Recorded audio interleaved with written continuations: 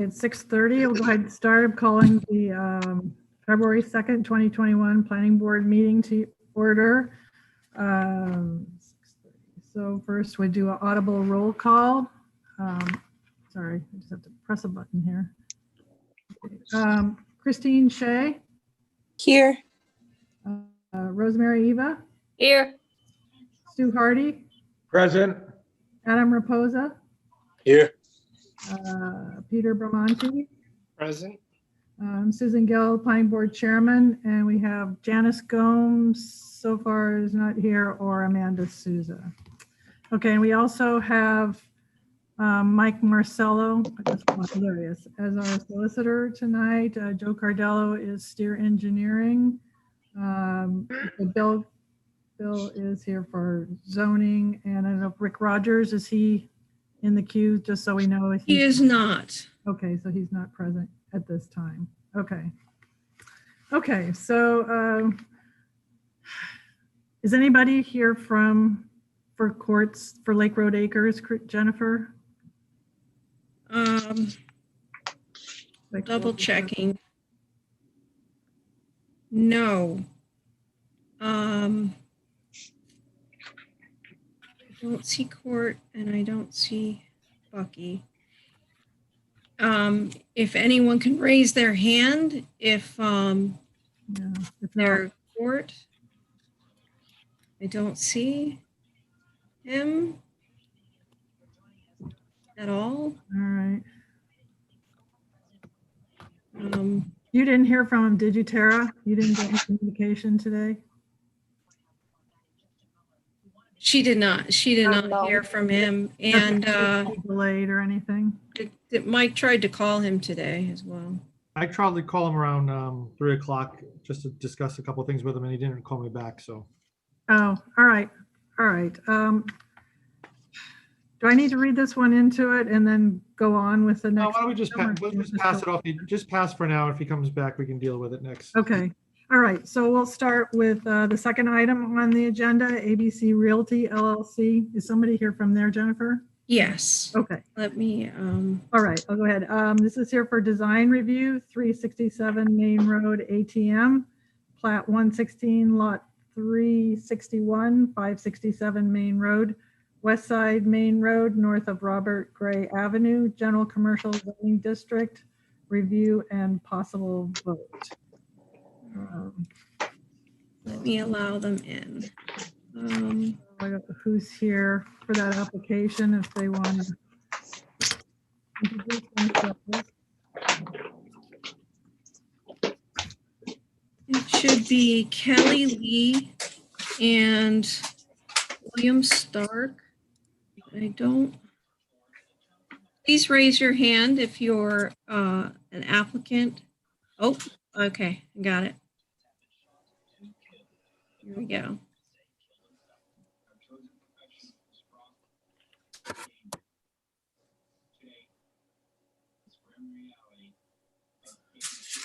So, hello? Hi, Michael. Is there anybody else for the ATM application? Yes, there should be Dylan Lincoln, who's here on behalf of Citizens Bank. And my apologies, I don't know why my camera is not working at the moment. Okay, we have Dylan.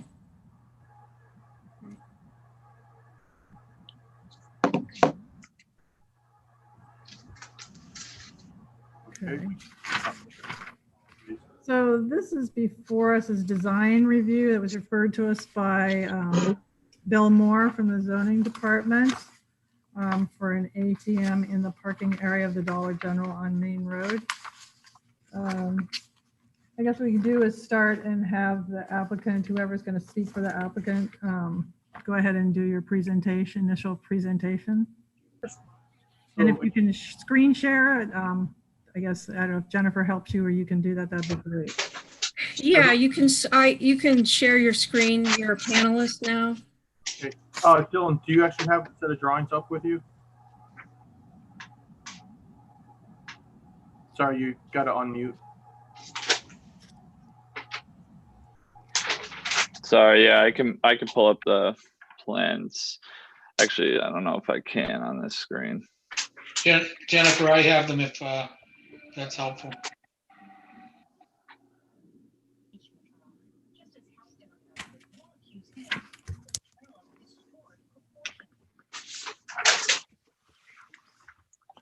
Yeah, if you could pull those up, unless Mike, you have everything. I know we put together a quick package before here that you can share with the group. Is he here? Maybe while you're getting set up, Bill could tell us why he referred this to the planning board. Bill Moore. I'm giving you a lot to do, Jennifer, sorry. Oh, there we go. There's Bill. Okay. Yeah, Bill, maybe you could just, as a way of introducing this to the members, why you referred this to the planning board. And you could probably expand on what I said. Oh, there. He's unmuted now. Go ahead, Bill. Hi, Hi. Did you hear what I had suggested? not really. Oh, well, I was just saying while they were getting set up, I thought maybe you could just introduce to the planning board members why you referred this to the planning board, what you're basing it on, and what it is you want us, what we should be looking at specifically. The only reason is because it should be site plan review for a visual position or visual location of this project. I don't have the expertise to review that project on Main Road in Tiverton and, go through all the parking, go through everything that goes on with that project to see if it's viable at that location. That's not really in my purview. So in the Article 20, it talks about a visual situation, pushing it over to site plan review. So there, it's really design. It's a design review. Yeah. Right. So there's a development plan review. There's two parts to development plan review: design review and site plan review. And this is the design part, just to clarify, because there is a difference. So, Right. and it didn't meet the lower or the upper threshold, but as Bill said, because of the visual impact and the parking, he put it over to the. Just for everybody, the design review is defined in Article 20 as a review of the design elements of a project, architecture, signage, landscaping, and lighting for appropriate scale and aesthetic suitability. So those are the kinds of things that we're here to look at. And then in section 5, it goes further, it talks about to look at elevations of buildings, site location, landscaping, again, sign details and other context maps. So I guess the only thing that we don't really look at is drainage and soil utilities, soil erosion and sediment control plan. Those are the things that were specifically different with the design review. So I guess that's the general introduction from us. I guess the applicant is going to present. I think Adam, I think you're making a bunch of. I know, I don't know. No, so I'm trying to look at this set of hard Okay. copies, and I don't have any rules. No, I don't know who's banging Scooping pots. around my office. So- I can't hear Susan with the background noise. Your All right, I'll microphone, turn off Susan, my. is Yeah. terrible. Let me turn that off. All right. Okay, so I guess we're back to, is it Michael? You were going to start walking us through your plan? Great. I just want to thank everyone again for the opportunity to present this project in front of the board. Could everyone hear me okay and see my screen? Yes. Okay, great. Again, so on behalf of Citizens Bank, we're proposing a drive-up ATM located at the Dollar General on 567 Main Road. The approximate size of the proposed project area is roughly 1,500 square feet in an existing parking lot that you can see here. What we're proposing is a drive-up ATM that's sit on a concrete pad that has an awning over it. As part of the work, we do put this precast concrete curb just at the outer edge with what we call a headache bar, that's a clearance bar, and then striping that's painted along on the parking lot with a couple markers to indicate the flow of traffic coming into the ATM and then exiting the ATM. On the current site, there's a couple of utility boxes here, a few bollards. We're improving this by adding more bollards onto the site and extending the amount of pavement markings out here, and also in the parking lot area. Right now, there are no indication markings to tell vehicle traffic whether it's one-way or two-way right now. So we're trying to not only add in the ATM, but also improve the actual condition of the parking lot out there. In this area here too, we're providing some landscape on the back side here. So we're proposing this in front, like we talked about, as far as a design review, and also requesting a variance in regards to the setback requirement, because we're just under the 10-foot setback requirement by Tiverton.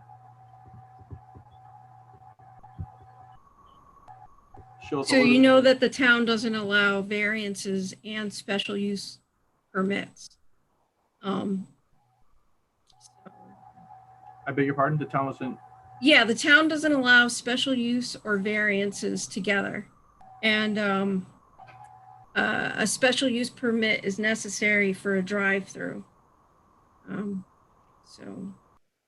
I wasn't aware of that. I know a special use permit in this case, we'd have to grant for that per the zoning ordinance, but I didn't know it wouldn't be allowed a special use and a variance for the same project. Yeah, we sent a letter to your office to Kelly. Yep. And Just looking at the letter now.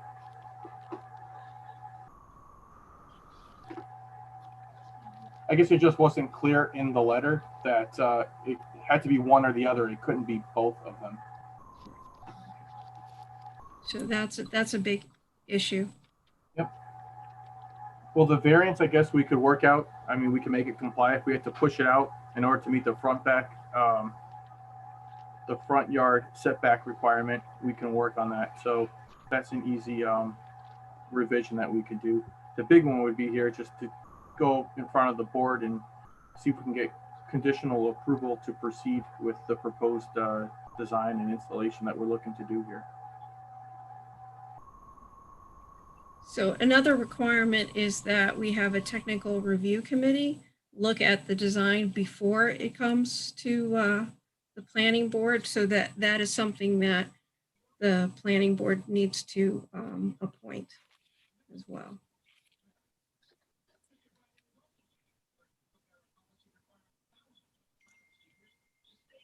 Did you have any other items, Michael, that you wanted to present as part of this project, or? Actually, I'm going to pass the microphone over, if I can, to Dylan Lincoln, who's a representative from Citizens Bank, and he could discuss a little bit more about the generalization of drive-through ATMs. So this way all the members on the board kind of have pretty much an idea of how the installation works in other locations. So, Okay. All right. Yeah, so thank you. So knowing that we can't get a special use and a variance in the same project, I guess just going forward, this area is because of convenience for customers in Tiverton. There's no branches or ATMs in that immediate vicinity. So we've done this a bunch, and I guess a couple extra questions before we come back more for the board is, based off the plan here, if we can meet the setbacks, what else do you guys foresee needing to be able to proceed with this project, additional approval, so that we can spend the additional money to get sediment plans and things like that for the bank's perspective? All right. Well, I think there's a few things. This was a design review, so I would refer you to Article 20 in the zoning. It outlines what specific things you need to address. There aren't any architect plans specifically. The most detailed thing I saw in the plans was the signage. And I had a question with from Bill. I don't know if the sign that he was proposing was within our sign ordinance, if that was going to be an issue or not. We need some architectural type plans, just see what it's gonna look like, not just the site plan. It looks like, are these construction plans? I don't know if that's what they look like, a lot more detail of that. We're looking more at the design impact to the main road area, to that parking lot area. So we look at things like lighting, architecture, the design, even though it's small, what it's going to look like, some landscaping to that big asphalt parking lot. I wasn't even sure if the location of it, if it could go on the other side of, what are those conduct, I don't know this thing, because it's right in line of where people are backing in and out of parking. I don't know if it can go further to the, what is that, to the left? I don't know what direction that is. Could we have some dimensions? Yeah, so if I may, Dylan, so if I can put everyone's attention to this sheet, if you can see there on page 5, that kind of shows the existing condition as it is. We're proposing here, this is Main Road here. Right now, if you could see in the lower plan down here, between the striped pavement marking that we have shown in the architectural site plan and the existing parking lot is a little over 19.5 feet. So there's plenty of distance for cars if they were to back into this drive lane and go out. Currently, right now, you can see there is no pavement markings on there to delineate one-way or two-way traffic. So since we are proposing to put the ATM here, we wanted to kind of designate that as one-way traffic in there as well. If we wanted to keep it open as two-way, then we could just cross-stripe this area here and have the 24-width corridor in order to meet a two-way traffic on here. As far as dimensions go, there is dimensions locating the new ATM on the slab here from the existing cabinet. As far as the drive aisle width and the pavement striping, I would also bring your attention here as well on the civil drawings for this that shows the dimensions. I'm sorry, I have to minimize the Zoom call, where we're locating top of elevation, the curb with the radius, and the overall length of the proposed area. As far as landscaping, it's just going to be a lawn, grass seeded area. And to address the previous comment about signage, signage will be a separate permit application that we're going for. As far architecturally speaking, it's just the civil planks. It's mostly civil work on here with the layout and respects to paint striping. These other technical drawings further down the page are the canopy that supports the ATM that has the Citizens Bank logo and icon, and it shows the clearance. This is all a prefabricated structure that gets delivered and shipped to the site and assembled on the site, as well as the ATM itself. Yeah, Mike, do you maybe want to pull up some of the pictures of the sites that we've done, the similar design that I sent you earlier? Sure. So they have an idea of what this ultimately, because it's been a big initiative for the bank in the past probably 2 to 3 years, these remote ATMs. So we've done a bunch of these throughout the portfolio. So I sent over some pictures that might help you get an idea of what this site might look like if this was to be completed. Dylan, just to add on to what Sue Gill was saying a minute ago, under our Article 20 provisions in our zoning, we do have design standards, but there's a second set of design standards that you also need to be aware of, because you're in an overlay district, specifically in the pedestrian-friendly destination overlay district. And there's a whole big 3-ring binder book, which unfortunately is downstairs in my office, where I'd show it to you right now, that you need to have a copy of, because it shows you the kind of design elements that we're looking for in our pedestrian-friendly destination overlay district and 2 other pedestrian friendly, small business friendly district, overlay districts that are all part of our forest code. So you need to look at both of those things, and you need to keep in mind, Dylan, that we are looking for some pedestrian amenities. When a new Dollar General came in, not at this location, but on Stafford Road in Tiverton, we worked with them, and they gave us a sidewalk or an improved sidewalk. They gave us a bike rack, benches for pedestrians to sit on in decent weather. So that's the kind of thing that we would be looking for here as well. Obviously a drive-through is not particularly pedestrian friendly, but I think that if you stay in this location, that would like to see some improvements. Right now, this is kind of a blighted area.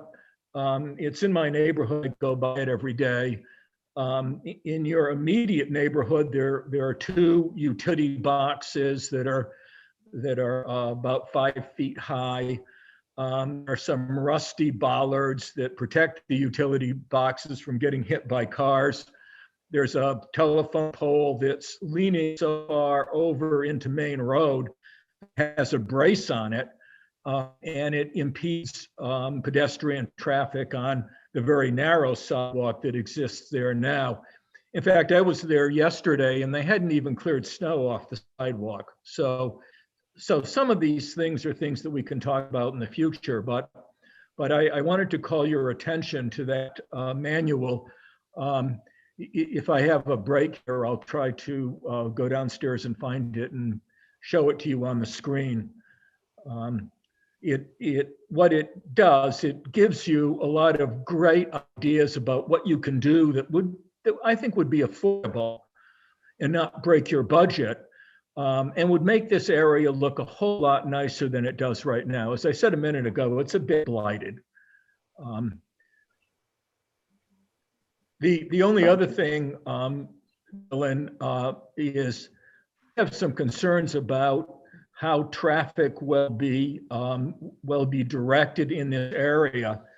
I think that if we get to the point where we do need if we get to a point where we have technical review committee, then that obviously will be a big issue for the Tiverton Police Department. But I've heard that a freestanding ATM for a bank connected more or less with a convenience store, Dollar General, you could call a convenience store, generates a fair amount of traffic every day. And that's, I think I read 300 transactions a day. And that's in addition to a pretty busy parking lot right now. Dollar General, of course, is a very popular store. So we need to make sure that we're not creating a situation there where there might be fender benders or problems of that sort.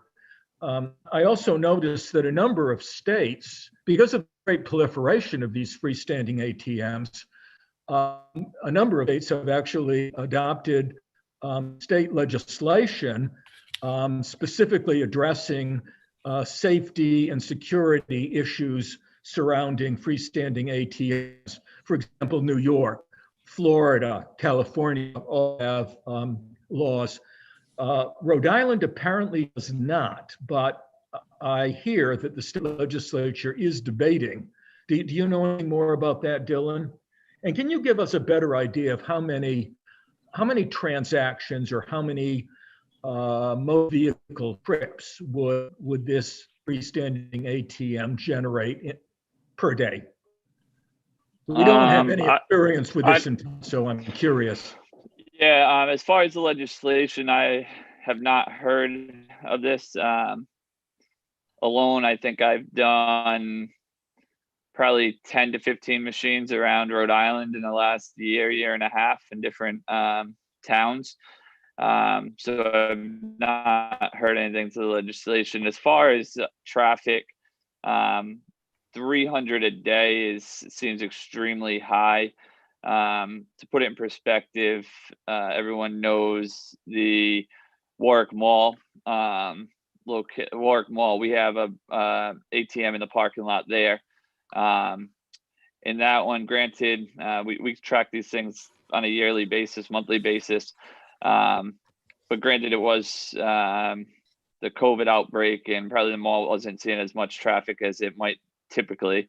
But we see anywhere between 500 to, there was a couple months with 1,000 plus, but that's on a monthly basis. So I don't think you would see 300 vehicles in here a day, transaction wise. It's probably somewhere more, maybe on a good day you get 50. But we don't break it down on a day-to-day basis, or at least we don't track it that way. It's more on a monthly and quarterly thing. But yeah, I think 300 would be high. I'd say probably we'd be happy if we got about 50 customers in and out of there throughout the day. It's more, the main thing for the bank, just to reiterate on that part of it, is points of presence, a brand. And Mike, if you could, I just can't share my screen. Maybe bring up that map, but especially this area, our customers in Tiverton, there is not branches or ATMs there, and they have to drive pretty far, either down to Middletown, Portsmouth, or up into Mass to use one of the in-store Stop and Shop locations. So we really signed this lease with the intention for customer convenience, specifically in this area. Knowing that we do, Citizens is very strong in Rhode Island, but in Tiverton specifically, and in this area, they don't have many options locally. So that's kind of was the major drive to get an ATM in Tiverton for our customers. Give me a moment, Dylan, just bringing up the map now. And to follow up on Mr. Hardy's comments about pedestrian stuff, we can most certainly look into adding, either a bench or and a bike rack in there to kind of slow it down. Definitely agree that, this area definitely up and coming, and any improvement we could do around the site would definitely help the pedestrian aspect of it as well too. But keeping in mind that, we have cars entering in and out, so we have to be cautious about that as well. Another thing. I'm sorry, could everyone see the map that Dylan was talking about? No. Not another different one. No, we didn't see your photos either. If you brought up the photos of what these sites come out to look like either, Mike, earlier. Yeah, now we can see the photos. If you go back to that, at least they could get an idea of what this looks like.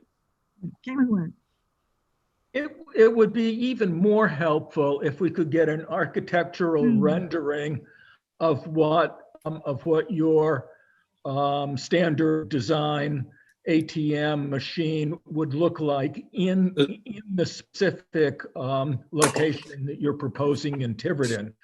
We get a much better sense of the aesthetic quality and might be done to make that location more attractive, because that's a big part of the pedestrian-friendly overlay zoning district, is an attractive area that is welcoming and draws pedestrians into it. So at a certain point in the process, if we get to that point, I'd certainly be looking for an architectural rendering. We did that with the Dollar General store, and it was very, very helpful. Did you say if there was curbing around that striping area in the photograph? Not. Yes. I'm sorry. Go ahead, Dylan. Let me bring that No, up. I was gonna say, in that photograph, if you bring it back up, like it keeps going in and out, but basically that's a different site. It was in S4 at that site, but basically where the curved striping was on that picture that we had up, we're suggesting curbing and an island because it's on the roadside. So that middle island there that keeps popping in and out, that would be striping. It's easier from a maintenance perspective when you're plowing and things like that, but also because we have the parking for the Dollar General there, not to put a hard curb.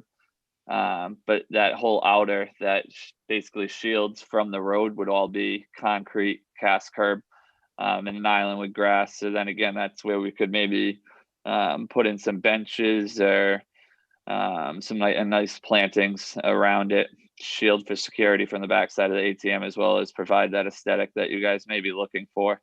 We're definitely looking But for it. that would And be Dylan, hard curb. I find the document that I mentioned earlier. I'll put it up on the screen here.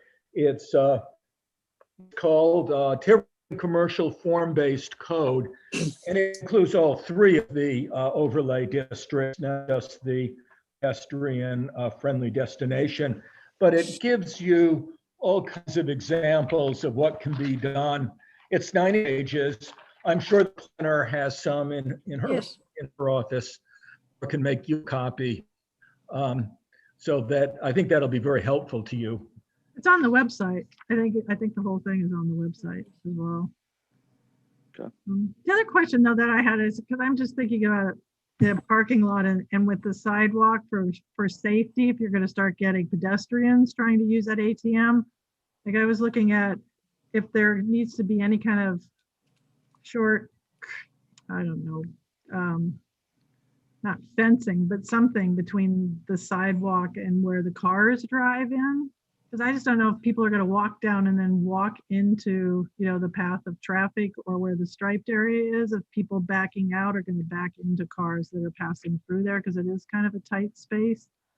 I'm just wondering if you need some kind of protection of, people walking into traffic. I cars am- that are going through.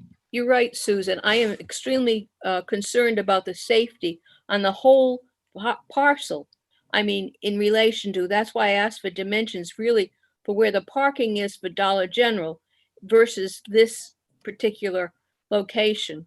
Because I may be in Dollar General and want to go over and cash a check or get some money, and I won't have my car rather than start it up and walk over there as a pedestrian. And I think we should look at the parking, the whole lot. I mean, it's very faint on this plan he has up here of the parking spaces. And I'm sure this is going to be a concern of the zoning board as well. And when we did, as Stu said, we were very design conscious up in that area when we did the CVS. I mean, we don't like the cookie cutter type of thing, and we want it to blend in and improve the environment up there. I guess like Joe Cardello, just thought I'd ask you what you think of the way this parking lot is arranged and where they have this as far as, because if they're going to have to set it back even, I'm not sure how much further, a foot or half a foot, or what the setback they're going to need to meet the minimum requirement. I mean, I don't know if you have any comments as far as traffic goes. Yes. Couple things I looked at was just the traffic flow. And then if I can, I think I sent, can I share my screen?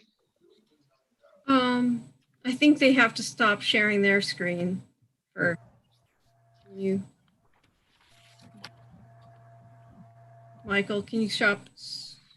Yep, just one moment. Just Okay. here we go.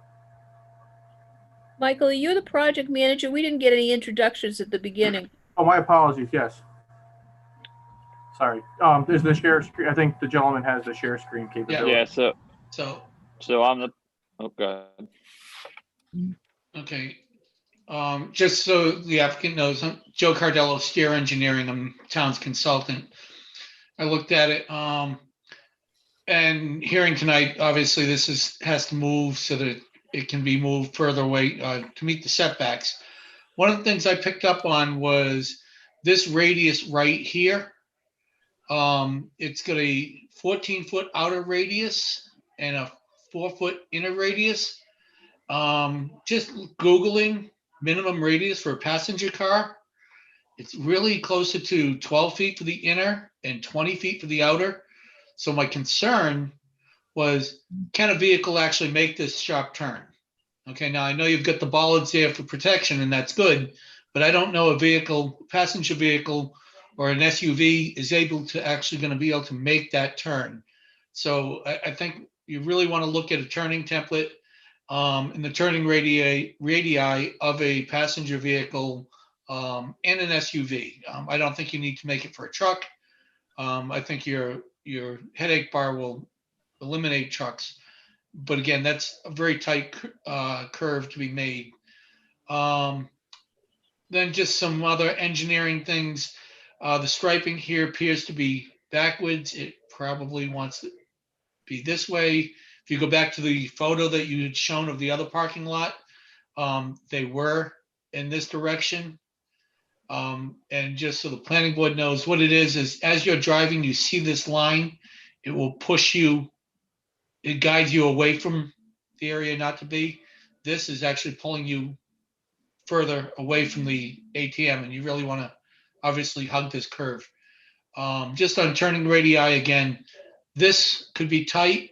I think it's doable because you'll probably be coming in from over here. And then the other thing on this particular site, you do want to look, there is a gas gate right there. It's only about 2 feet from where it was proposed. You really need to coordinate that with the gas company, find out where their line is. And can you actually put a structure 2 feet from an existing gas line, or does it have to be moved? And then who would move it? Same thing with putting the gas gate in a landscaped area. If it needs to be adjusted, that might have to be done by the gas company or a gas company approved subcontractor. So just the location, and I understand the whole location is going to move. One idea I had thought of just in my own little mind was, I don't know if it would fit somewheres here and have circulation come in like that. But again, I'm trying not to design it for you. And obviously I don't know all the ins and outs of, you know, the electricity and all that good stuff. But that's something I don't know how that would work. Obviously you've already recognized there's an aisle here, so you'd need protection from both sides. Just something to think about as you lay it out again. And again, I don't know that if putting something here would be acceptable to the planning board, so I don't want to imply that it is. That would really have to be presented by you. Check the angle. Again, just design these. I didn't see any details on these. I think we saw them in the other photo that was, and they were fine. Check your math on some of the top and bottom of curb. This one looks like it's 6.5 inches where everything else is 6 inches. Do you think there's enough room between where that striping is and where cars are going to be parking? Do you think that's a safe enough distance that people aren't going to be backing out of their spaces into the ATM area? Is that enough clearance? Speaking like a true engineer, we can design anything. But obviously all has to be looked at. They've got to check the distances to make sure it works. You know, whether this parking stripe might need to be adjusted or not, I don't know. But yeah, I mean, I think I would look into it, put it that way. I don't know that it'd be successful, but something personally I would look at and just have the circulation that way. Again, seeing the more of the parking lot would help, because then you have your traffic pattern would come in probably all the way around the whole parking lot and out again. But the traffic circulation, you know, it all comes into play, so it works as a system, and I think that's what the engineers would have to look at. I think somebody else suggested putting it over here. So, and then just to address a comment that I think Stu made about the telephone pole being leaned over and having a helper pole.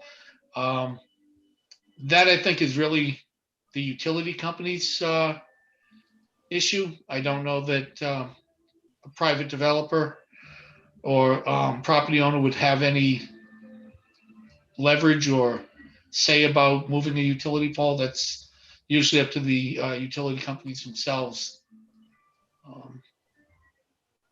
So Okay. those were my comments. You know, the location of the gas gate was concerning. I thought that needed to be considered. And then just this sharp radius. And again, maybe you have experience that you do have radii this sharp and they do work. I just went back and I pulled up a turning template and I downloaded this from online. But even the turning templates I have, they're usually a 15-foot, 10 to 15-foot inner radius. Well, that's fair, and I think that's also why striping sometimes is better than that hard curb island. I mean, we have done it opposite the way that you showed with the ATM on an island itself. So we can look into that option. I don't know if it's ideal in this parking lot with the parking the way it is, but I know the landlord has told the bank that they are willing to rework their parking and restripe the lot as needed for us. So we can also look at striping the entire lot differently, I guess, for the Dollar General and just to make sure the traffic flow is safe. So I guess we have some takeaways that we can adjust the plan. Yeah. If I may chime in too to address Mr. Cardiolo's a couple comments that he made.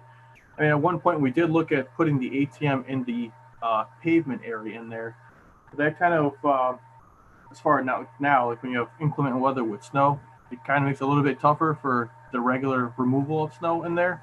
So to keep everything further away, we wouldn't have too many cars in there, and also help with their cleanup during winter storms. Keeping it close here, we're keeping the traffic open a little bit. As now the main entrance is to the right of the proposed area. Cars come in and out.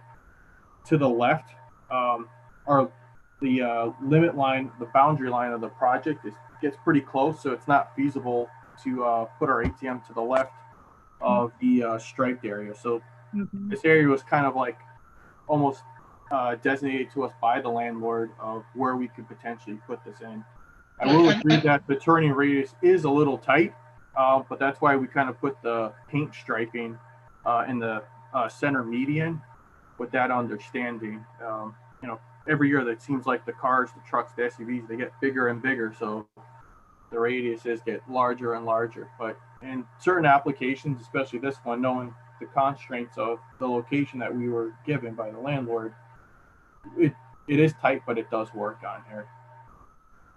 Okay. Yeah. Like I said, as far as, shifting it and moving it from one place to another, these were just some thoughts I saw looking at the plan. I did not look at the whole circulation or think of snow plowing. Again, I was not really looking to design it, just different ideas that, I thought could be looked into. Fully understanding that, putting something in this general area just might not work. And I just don't know. I didn't make that determination. Nor did I really look into it that tight. I appreciate the comments, and they're great for the other members of the board to understand the project and the thought process too. As far as the comment about cars backing out from the existing spaces, the closest space is 19'9". So if you move further out to the right, the space in between the striped area, again, not a hard area, and the parking spaces increases. So there's plenty of space for cars to pull back out of the parking spot and then exit the parking lot left. What we're doing right now is trying, to control a little bit more of the vehicle or traffic, because right now it's a two-way, and actually people kind of cut through the parking spaces. So by adding in the arrows to indicate the traffic direction was an improvement to the existing site. We could also add a detail too as well for the paint markers for the traffic area.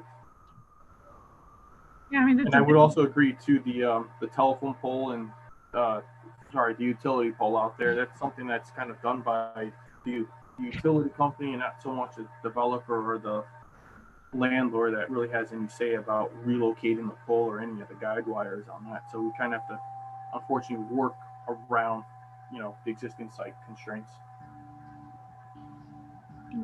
Yeah, I think this is an opportunity to look at the whole traffic pattern in that parking lot. We're not going to put the whole burden of it on you, but I mean, I'm just concerned that you're going to start getting some foot traffic to that ATM. So we just need to take that in consideration in addition to additional cars, kind of adding to different directions. So whatever if you can come up with some better ideas. I think what we do is once we complete our design review, we send a recommendation on to the zoning board. If we're endorsing the project, then you can apply for that's how you apply for your zoning relief. But yeah, you would need to, because you need the special use permit, you need to figure out how you're going to avoid having that need for a variance also. So we'll probably meet as a technical review committee for coming back to the planning board. Does the planning board have any suggestions on who should be on the technical review committee or who wants to? Well, I think it's important that a traffic engineer and or police representative, certainly from the public safety standpoint, that there be that sort of representation. And then clearly in terms of, I think what Stu was speaking to earlier regarding, there is the pedestrian friendly overlay zoning in this, and that really, and I would reiterate Michael and Dylan to go back and look at that, because really, conceptually, this is sort of not at all aligned with the vision for that overlay district. And I wanted to ask a question to further that. I'm sorry to extend your question, Jennifer, about who should be on but the intent of this is that this is, from your perspective, Michael and Dylan, this is not a pedestrian walk-up ATM. This is designed solely to be for the use of automobiles. Is that correct? That's correct. And my other question is, in the photos that you briefly showed, I only caught a quick glimpse of both of them. I didn't see any that showed this situated right on the apron of a public sidewalk. They all seem to be embedded internally in parking lots and were abutting either, the side or back edges of the property. And I was wondering if, Joe, if your screen is still up, can you go to the page that shows the overhead of the whole lot? There's a photograph. I don't know what page it's on. No, it's deeper in. Page 5, I think. Yeah, this. I don't know if you can make that any bigger. But to Susan's point and to the others, I mean, it would seem to me, and I don't know what latitude you have in regard to the landlord and your lease agreement, but if this were to be considered, and it would have to, pass muster regarding the special use permit given the overlay district, I think that there are far better, this is my aesthetic opinion, but also a safety opinion, there are other locations within that property that are far better than sitting on the apron of the public sidewalk. That mitigates some of the traffic congestion and safety issues. And I'm wondering if you've looked at situating this anywhere else on that property, including the right margin where there are right now parallel parking spaces, and just reconfiguring the entire traffic pattern, which could create much greater safety and barrier between pedestrian and automobile use. There's also the far back, you'd have to have particularly dedicated lanes of travel, but taking it off main road specifically. So I'm just curious if you've looked at other situations for the siting of it. No, I don't think we have, but I think the landlord's probably flexible, so we can take back all these notes to leasing, and to Well, the that- landlord, have a discussion, and I maybe see. we do take it off the front road, and it makes it a little bit easier to get through. It takes away that setback requirement, I guess. So then we would just need a special use. So yeah, we can look at a couple different options for sure. Now that we've had the initial conversation and got you guys feedback, I can work with Mike and his engineer, and maybe make some tweaks to the plan. And I think, again, as Stu said, once you review that overlay district and the specific vision ideas, as well as the code that comports with it, I think that will give you maybe some different ideas of how to approach this. Yeah, I guess my question though, we keep going back to the overlay district, and I'll read through that, and Mike will read through it. But this isn't, we're not looking for pedestrian use of the physical ATM machine itself. So is it still just adding elements to that area that kind of is what you guys envision, or it really isn't a walk-up ATM per se? So how that affects the vision that you guys have, I understand the benches and maybe do some landscape around it, things like that. I don't think they're cost effective. They're not going to kill a budget for me. Willing to work with you guys, but is there an issue that this is truly not a walk-up machine? You might get someone that walks up to it, which also kind of scares us as a bank, to have someone in that driving lane, to be honest with you, using it.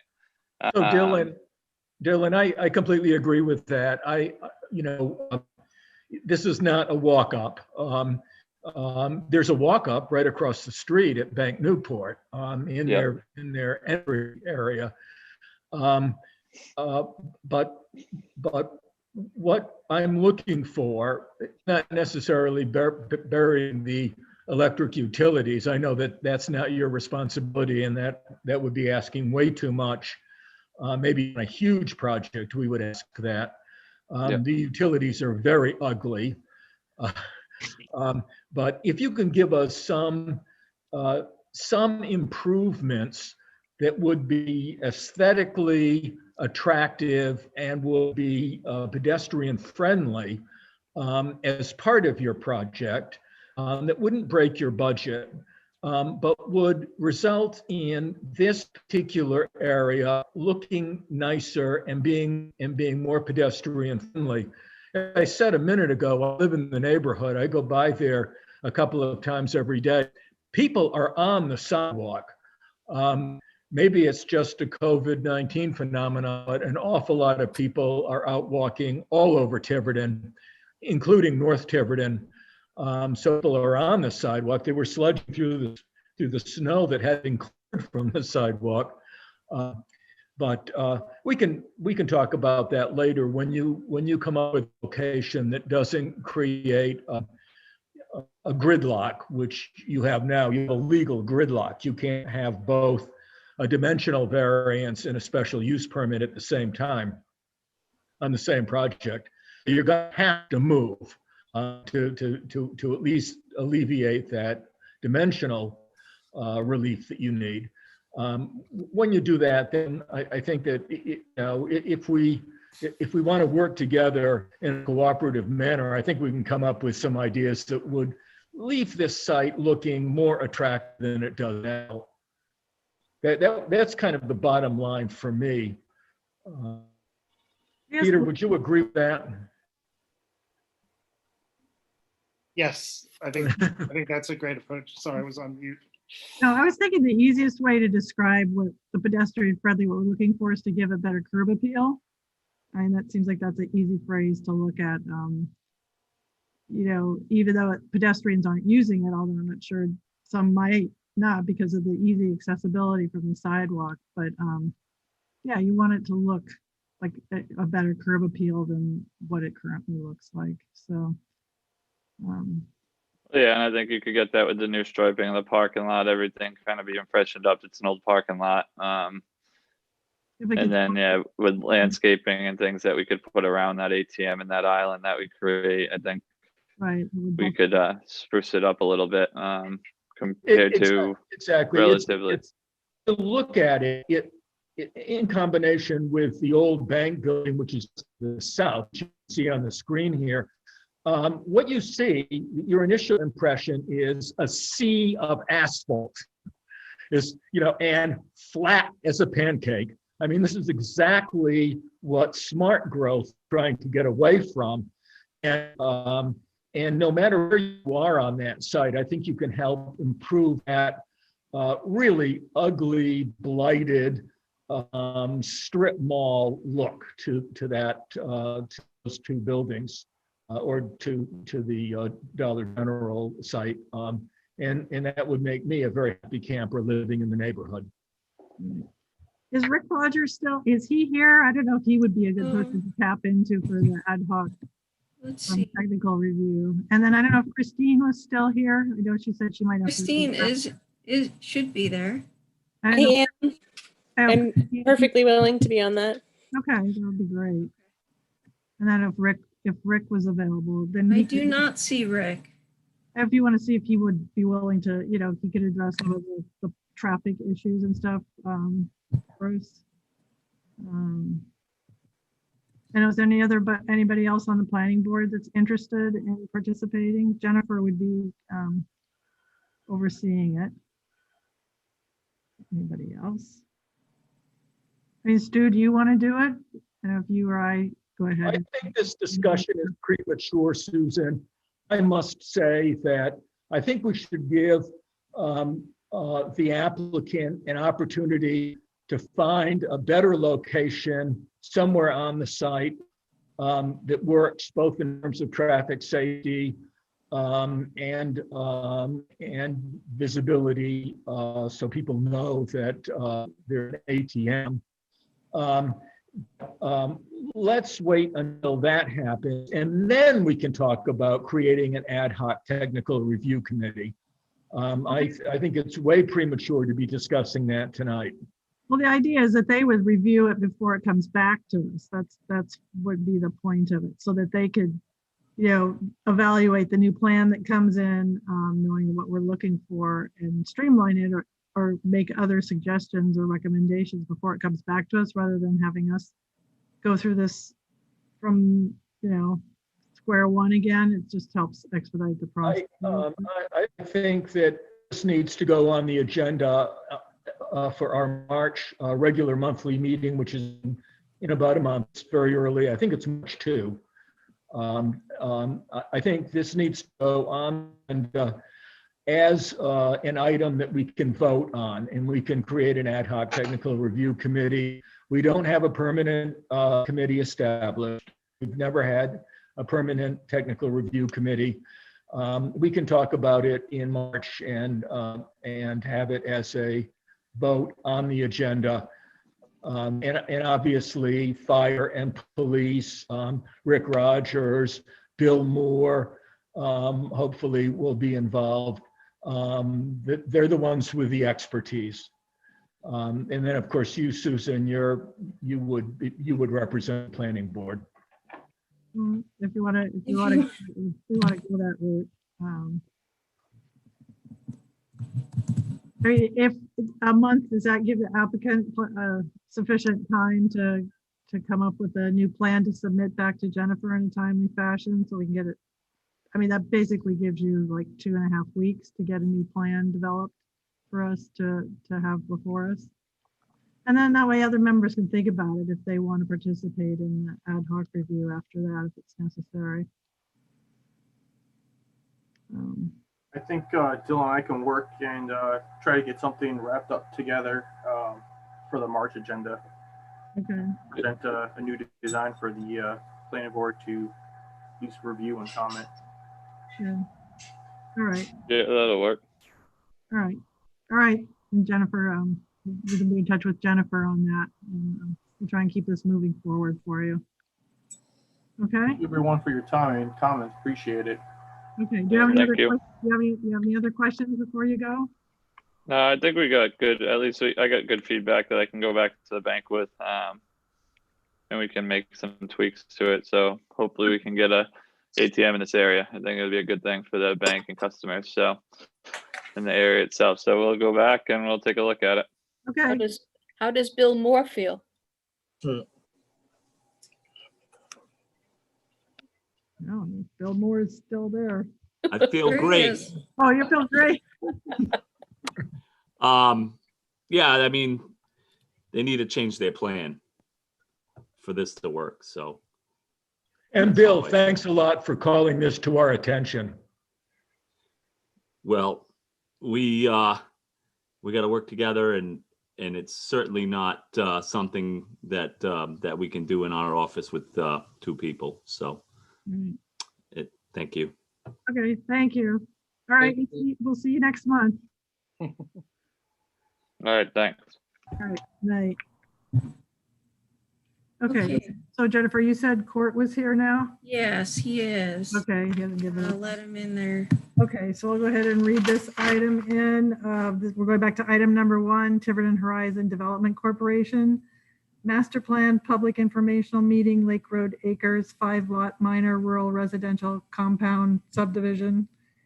Plat 609, lot 109, west side Lake Road, west of Jacqueline Way, R80 and Nonquit Pond Watershed, the secondary overlay districts.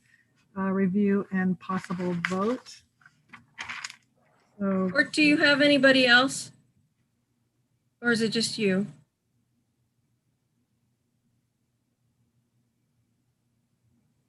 Court, you're on mute. There you go. Sorry, we're all here together. We have been, we have trouble going in through the site. We had to type it in as opposed to hotkey it, and you would start at the next one. So, Oh, but we are here. I have Bill Smith and Buck White. okay.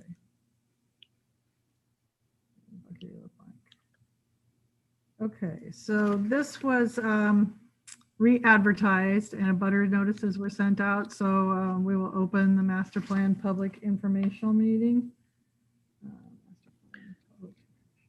So it's pretty straightforward. And obviously you've seen so much of this before, from the original subdivision to then the modifications, but we re-advertised out of abundance of caution because it was less than what we were asking for. And certainly as you slide down the path of development, it gets less developed and more rural, and hopefully you will find more in compliance with a comprehensive plan.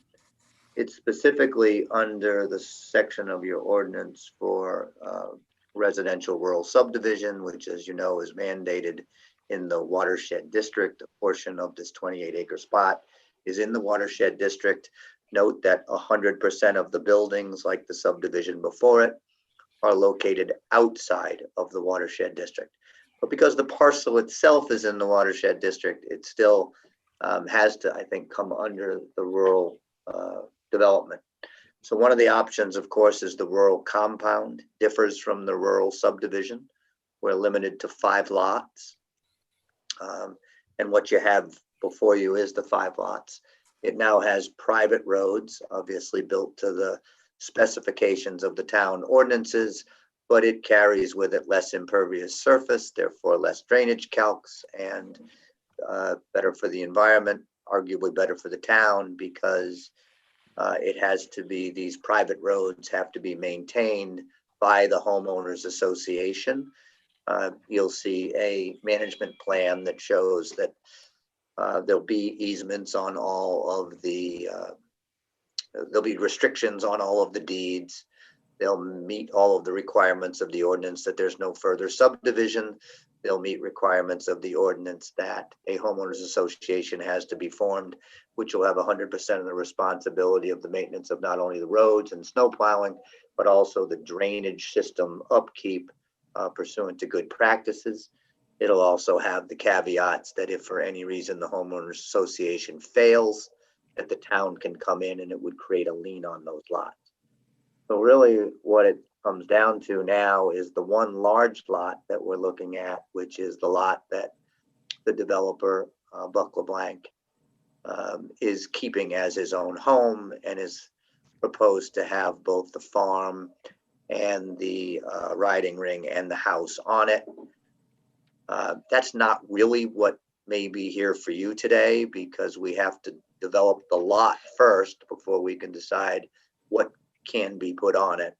But we drew very specifically what we wanted on it. I think one of the best things to do is to highlight a couple of the legal issues that I've pointed out to Mike, and a couple of the engineering issues that Joe raised. So Joe sent us a letter saying that he had the following comments and concerns. Some of those are very specific engineer requirements, but some of those are legal requirements. So some of the legal requirements that we're talking about is we can have a 5-lot subdivision. We called the open space a lot. Remember, in a rural compound, you don't need to have open space, but we are still having and wanted to present to you a restricted portion of the large lot, which is lot 5. It's probably better to call it a conservation easement on lot 5 than a separate lot, because when you call it lot 6 open space, then it creates an issue of whether we have more than 5 lots. For one, I think the ordinance kind of says that open space lots don't count, but we don't even have to cross that bridge when we call it just a larger lot 6 with a conservation easement approved by this board and ultimately approved legally by Mike, that says and puts our money where our mouth is, that it is conservation, that it's kept in its natural state, that no more than 20% of it is recreational, because the only thing that'll truly be on it are the riding paths for the horses, maybe a picnic table and some signage so people can make the turns. And I put that all in to the open space management plan for what we call lot 2. Now, originally, again, on Joe's comment, we had the area in the last subdivision marked as open space 1 when it was quite frankly irrelevant if we counted it as a lot. That included a rather large drainage area required when this was pervious surface streets. Now that area, although it may be smaller, still contains the drainage and the swales that Mr. Smith submitted and we'll be talking to you about. I called that an open space lot 2. Again, that created the issue of whether we have 5 lots. At one point, I kind of wrote a memo both to Mike and to Joe and Julie saying, I don't think it is an open space lot. Instead, remember, the road system itself is kind of an open space lot, because all of the physical grounds that the road is located on don't necessarily belong to lot 1, 2, 3, 4, or 5, but are a common parcel of land that takes up the road system that is owned equally by the 5 that they have to maintain pursuant to the homeowners association. And under our ordinance, it specifically says that you can have a strip of land that has that contains the drainage and swale systems. So I think rather, again, Joe, than call it open space 2, I think when we define the road system, we leave that strip of land adjacent to the road system and identify it using the words of the ordinance of the common strip of land for drainage and swale purposes. And then we don't have to we don't have to even decide whether it's an open space lot. So I'm hoping that my memo fell in front of you at some point, and I'm hoping that takes care of the legal question that was raised of whether or not there's more than 5 lots in this division. Good, just so that you know, and that was the purpose of the questions. I didn't understand it, so I just threw it out there, basically either for you or for the planning board to, you know. No, I think it was great. I thought it was, I didn't recognize it myself because in my own mind, open space lots didn't count. But a reading of the ordinance trying to prove you right or wrong, it kind of suggests that it's ambiguous. Yeah, listen, but- I counted 7 lots and it said 5, and so. Right. So I get it. And I think that's what the whole purpose of getting all this stuff in advance so that we can have it worked out. Now, ultimately, Mike, that might come to you, but again, my answer was that the area that's all part of lot 5 is part of lot 5, not a separate lot and a conservation easement on lot 5, even though it's open space as far as the planning board making sure there's a large portion of land that is used in this subdivision just for its natural state comprehensive plan and agricultural purposes. The other one, I think we make the strip of land. So that was that particular issue. Yeah, I had a lot of questions talking to court as well about making something, to me, I count it as a lot. I've never heard of it not counted as a lot just because you call it open space. But I think the most important question is the letter that Bill wrote about that it needs a special use permit and a variance, which makes the application that can't go forward until that's resolved. So I didn't talk as much or give feedback as much about the layout and the different lots. Jennifer, did you want me to share the screen so that way we can see? What's the variance, Jennifer? Why don't we have Bill address his letter? That'll be good. Bill Moore, put you on. Yeah. Hi, everybody. Everybody. So it's the building coverage table in the rural subdivision, which we discussed, only allows, I believe, 4650 of building coverage. And I believe that's where you need the variance. And I do agree that, the ordinance probably wasn't written with a 10 or a 14 acre lot in mind. Unfortunately, it's in the zoning and I don't really have any leeway in that. And it's the same thing with the riding stable in Article 4, talking about a special permit. It doesn't address it just for riding or commercial in our table, although it may have been addressed differently in the past. And I'm open to discussions on that if we can find some proof that it's been done that way in the past, but I haven't seen any to this point. So that's kind of, where we stand with the variance and the special permit. So I'm open to suggestions, open to working with somebody who can come up with, something that allows us to move forward. But until that happens, I mean, it only says 4650 in a lot. I'm sure it was figured for a 30,000 square foot lot, but there's no notes in there saying there's an exception. So can I address those one at a time? So my first is the variance. So if you read our ordinance, it says, now I'm reading from the rural compound definition.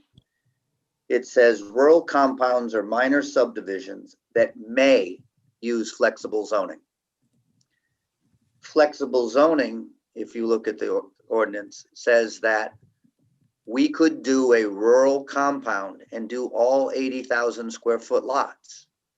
We could have a lot that's as little as 30,000. We may use, for some lots, we may use flexible zoning. For other lots, we may not.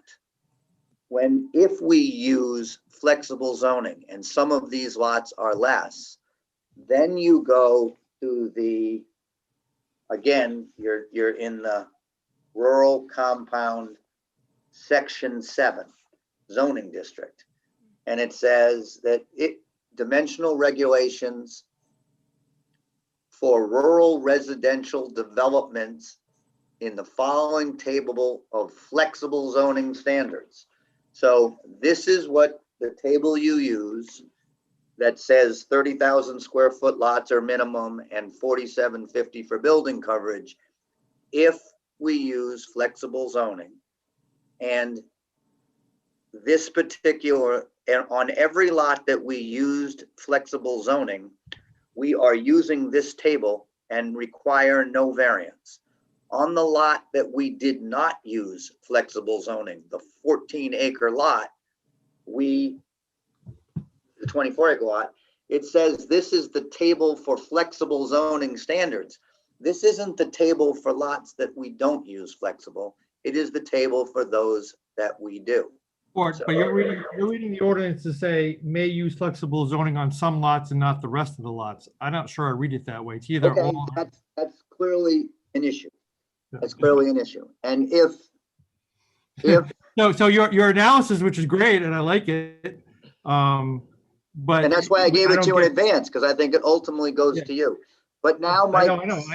Well, I'd like to hear what the board has to say, but I don't read it. I guess, yes, you have the option of using flexible zoning under a rural compound for rural compounds. But I think a reasonable interpretation of that was if you do use it, you've got to use it for all the lots. You don't get to pick and choose which lots you use it on. the only reason I differ from you, and I get it, and I respect that, and that's why I sent it to you, because I get that.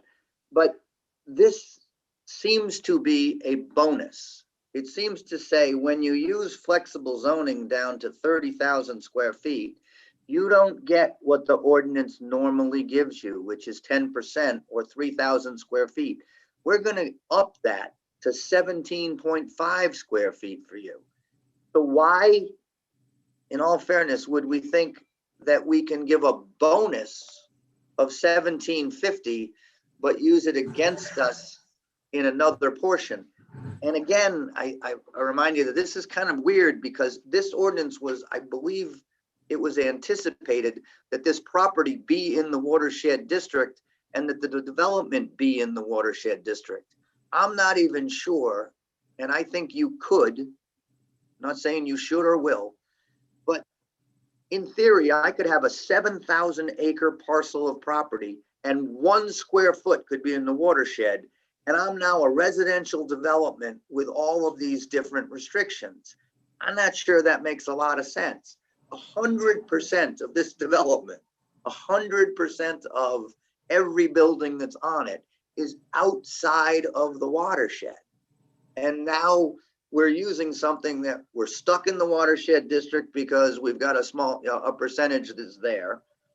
We didn't use flexible zoning on a very large lot, but we're going to add what's normally a bonus to everybody else as a curse to this developer. That alone is enough to say, maybe that's not fair as to this lot. And if you read another part of the ordinance, it says, even if we are in the watershed, the plan can say that we can allow a conventional subdivision in this area. So we could have cut off just this lot and called it conventional. But when we pitched that as an idea a month ago, everybody said, well, I don't know if we want a hybrid. It may require a variance. Now the next question. I have been, as you know, Tiverton Zoning Board does not allow a special use permit and a variance in the same petition. They do allow you to go get a special use permit and then come back later and get a variance in a different petition. Right or wrong, that's what they do. As to Bill's second comment, why do I need a special use permit? First of all, I think I could get this subdivision through removing the riding arena and staying at 4750 and still get and still get the variance for the 100 feet, which is that second variance we're going to talk about. What happened, if you guys know about Majacama Farms? Majacama Farms is on Bugamash. It was owned by Andy from Andy and Trish Gomes. It's Trish Gomes now. They gave her a permit to build her home. They gave her a permit to build a barn, and they gave her a permit to build a riding arena. All completely legally done, all done with permit. Because in a residential zone under A3, you're allowed to board horses and to have the buildings associated with boarding horses, so long as you have X acres of land. Both her farm and this piece of property qualify for that. At some point, 4 or 5 years after she built, she let somebody in that was teaching riding lessons, and someone got upset with that, and she got cited to go to the Tiverton Municipal Court and hired me to represent her. My first question was, guys, you gave her all the permits to build the riding arena and use it. How is it that it's now a problem? Well, it's now a problem because under zoning, it's no longer this private stable that's just used for you and your boarders. Now that you are pitching a riding school and people are coming from outside, zoning regulates things like traffic, zoning regulates things like hours of operation, and we should be concerned with that. So in defending the case in municipal court, and Gino was the attorney at the time, we asked for a zoning certificate from the then building inspector, which was Gareth Ames, I believe. And we said, here, we need to determine what is allowed in the riding arena without a special use permit and what is allowed with it. And there's a very detailed zoning certificate that says the riding ring can be built and used privately, and it can be used for the boarders of the horses. So the boarders that are there. Question 2, can it be used for the general public? Can we rent it out to the general public? Answer, no. Now, I'm going to remind you something too. If you look at your zoning ordinance, this portion of the ordinance that says that you can have animal husbandry and the associated buildings is in the farm section. The section of the ordinance that says you need a special use permit is in the open recreation section. And open recreation means traffic, noise, amplification, and those things. So we went one by one. Can you do this? Can you not do that? And there is a court order, which I think has some precedence anyway, Mike, that it was signed by the then judge. I don't remember, but I think it was Mr. Newbergall, and the then building inspector, and signed by the then attorney for the town, that said the following items do not require a special use permit and are legal use of a riding arena. As soon as you go public, you need to get a special use permit. My client signed a statement saying, I will not do C, D, and E, which were what required a special use permit, which is horse shows, open to the public, having a riding instructor come and teach members of the public. And we legally existed. About a year later, she decided when she went to sell it that it was more marketable if somebody could have a person come in and teach, because a lot of people that own an arena are trying to make money. And we went back and got the special use permit. We then went and got Melissa Snyder's over on Stafford Road a few years later. And again, we went in, and as part of the decision, it says, we do not need a special use permit to build the riding arena, but because we want to teach and do things that are part of our SBA bank plan to make money, we want to do this. And the zoning board properly said, you can only have 6 horses at a time or classes of no more than X people, because it was a parking and zoning, no amplification. So I am absolutely sure, kind of under fair farming, to be truthful, that you can have the riding arena, you just can't have the commercial aspect of it. And the proposal here is that these people, it is not a moneymaker. This is a private arena for the boarders of these horses.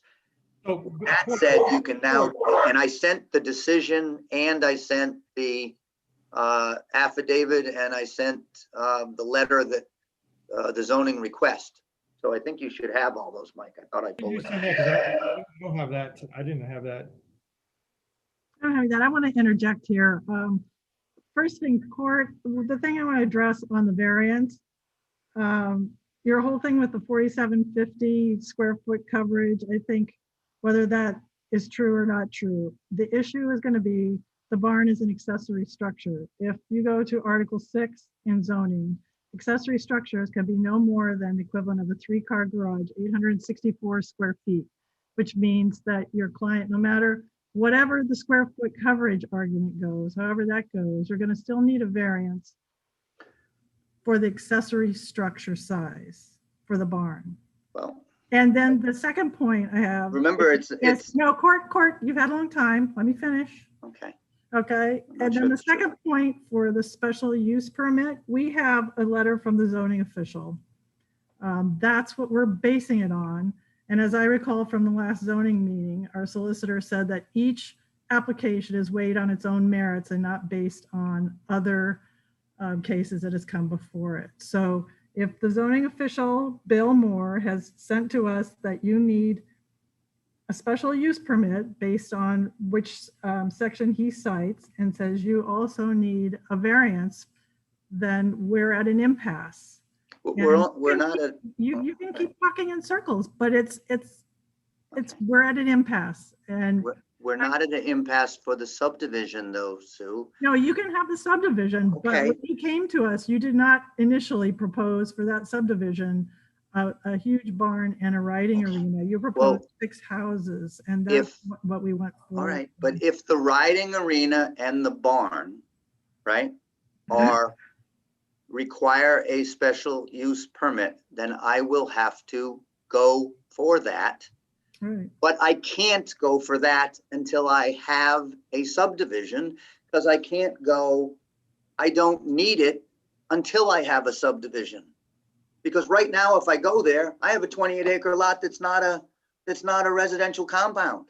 It doesn't exist. I'm going to zoning and asking for something that doesn't exist. If I get a preliminary approval or a master approval on a subdivision, I agree, and this board says I need to go there for a special use permit and or a variance, I will have to cross that bridge, but I have to do it post a lot of, I can't imagine it. I only need it if there is a subdivision. So it's not, it might be a cart before the horse issue that we have, but this is the cart, not the horse. So Mike, my question is, can we do a conditional approval knowing that he can't get a variance and a special use permit? Can we even do a conditional approval, master plan I approval? mean, because he decides to just have a 20-acre lot or whatever that lot number 5 is, and he can just have this huge lot, and he won't be able to do anything on it until he gets the variances. So, I mean, Other than a 4,750 square foot house and or barn. correct. So that's what the subdivision would allow him. If he wants to try to intensify that or get a special use, then that's another. If he tried to put something up there without the special use, I'm assuming the building inspector would deny the permit because he doesn't have he would need a variance based upon his prior decision. Right. So, Or I can try, or I you can challenge it, right? figure out. Right. You can feel it, right? Can I interject here? I think that we're getting engaged here in a legal discussion that is really beyond the scope and the competence of most of us volunteers, the planning board. I think that what might be useful is to give Court Chappelle and our own legal counsel, Mike Marcello, a little bit of guidance. I personally like this subdivision. I have no objection to the owner having the barn and the riding ring, provided that it is not a commercial use, people coming into the property. rather people who live in the subdivision using it. I think that probably if my colleagues agree with me that we have no problem with the subdivision and the accessory structures that the owner says he will use only privately and only for people in the immediate subdivision, not as a commercial use. If we all agree to that, then I think we can give our legal counsel and Mr. Chappelle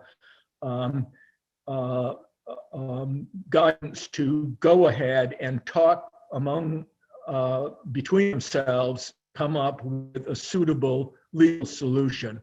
Because the rest of us on this panel, I don't think are competent to do that. So I think this is really something the two lawyers have to come up with a plan that gets around all of the legal landmines and ends up giving the planning board what the planning board would like to see. And I strongly support this subdivision. I think it's a huge improvement over what we started out with, a subdivision called Delia Drive, which was not nearly as suitable for this particular part of the town of Tiverton.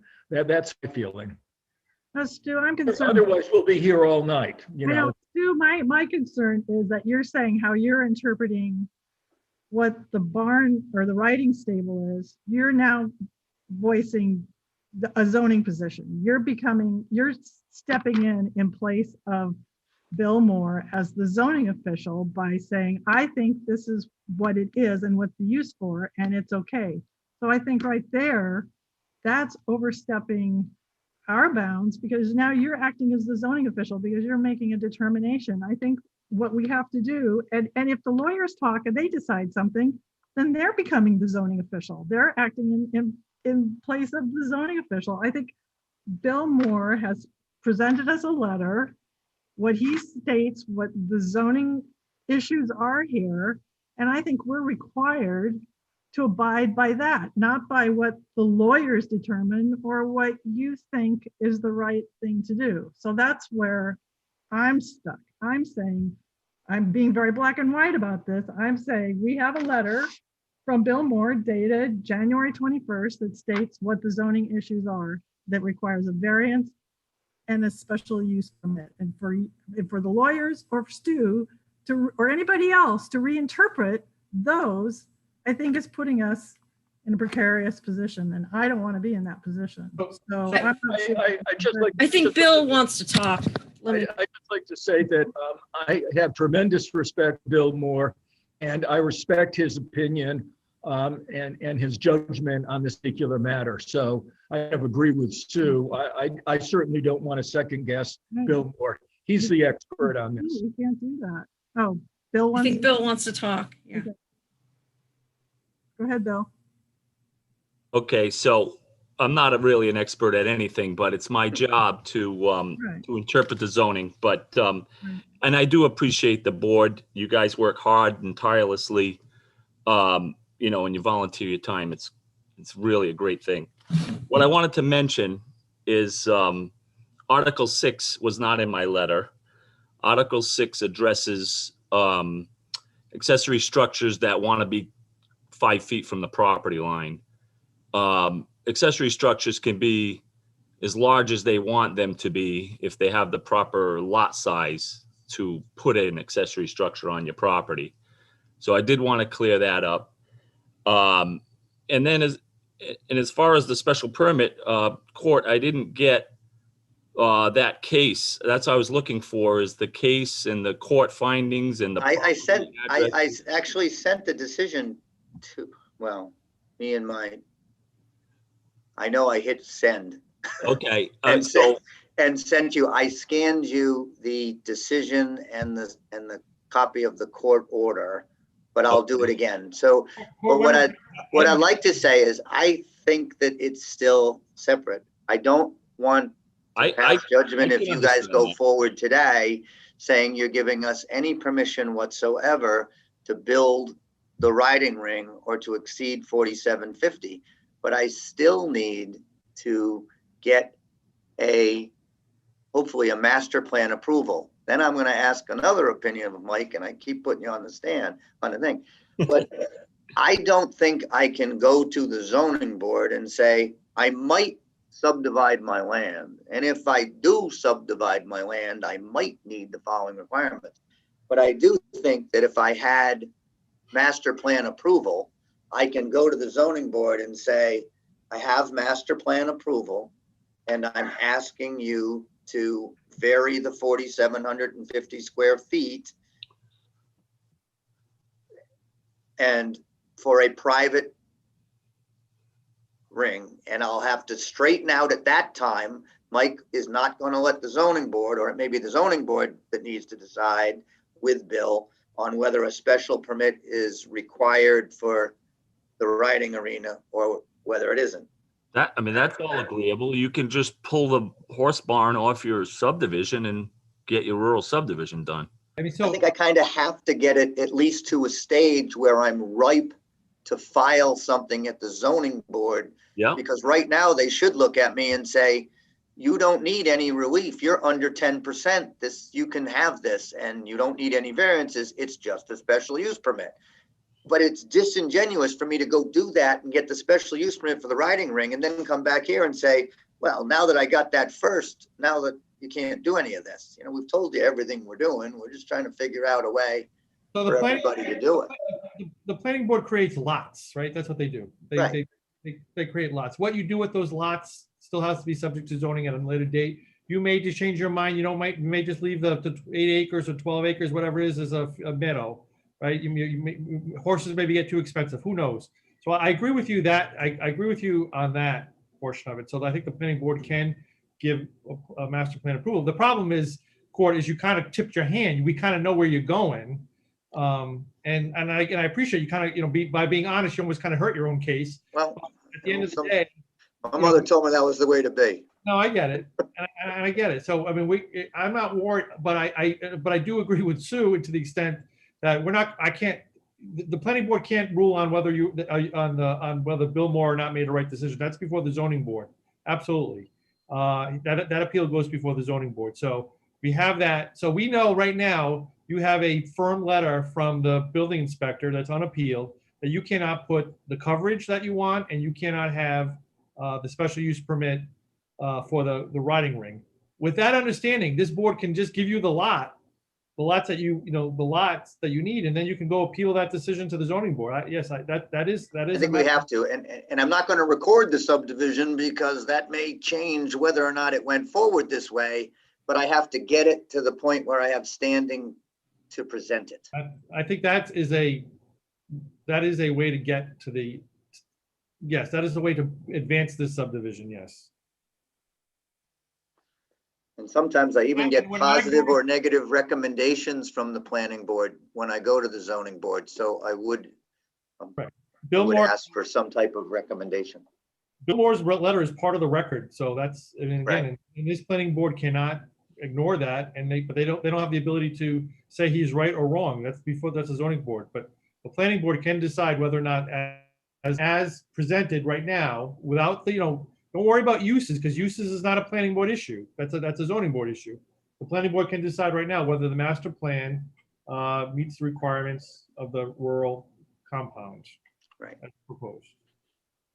I do disagree, however, and I did speak to the plan. One thing I'm not so sure that you can. I don't think you can discount the lots. Open space, they are lots. I mean, that's a lot. And I had a long conversation with the planner today about that, and to me it just makes sense. You have to count the lot even if it's open space as a lot, because that's what it is. It will be shown on the plan as a lot. Now I may be wrong in that opinion, but that's going to be the opinion of the solicitor. But I would, then we would put together a plan that doesn't call that. See, you call it open space, but I didn't draw any lot lines on it, right? So it's one large lot. It needs to be relabeled conservation easement area. Do you agree with that?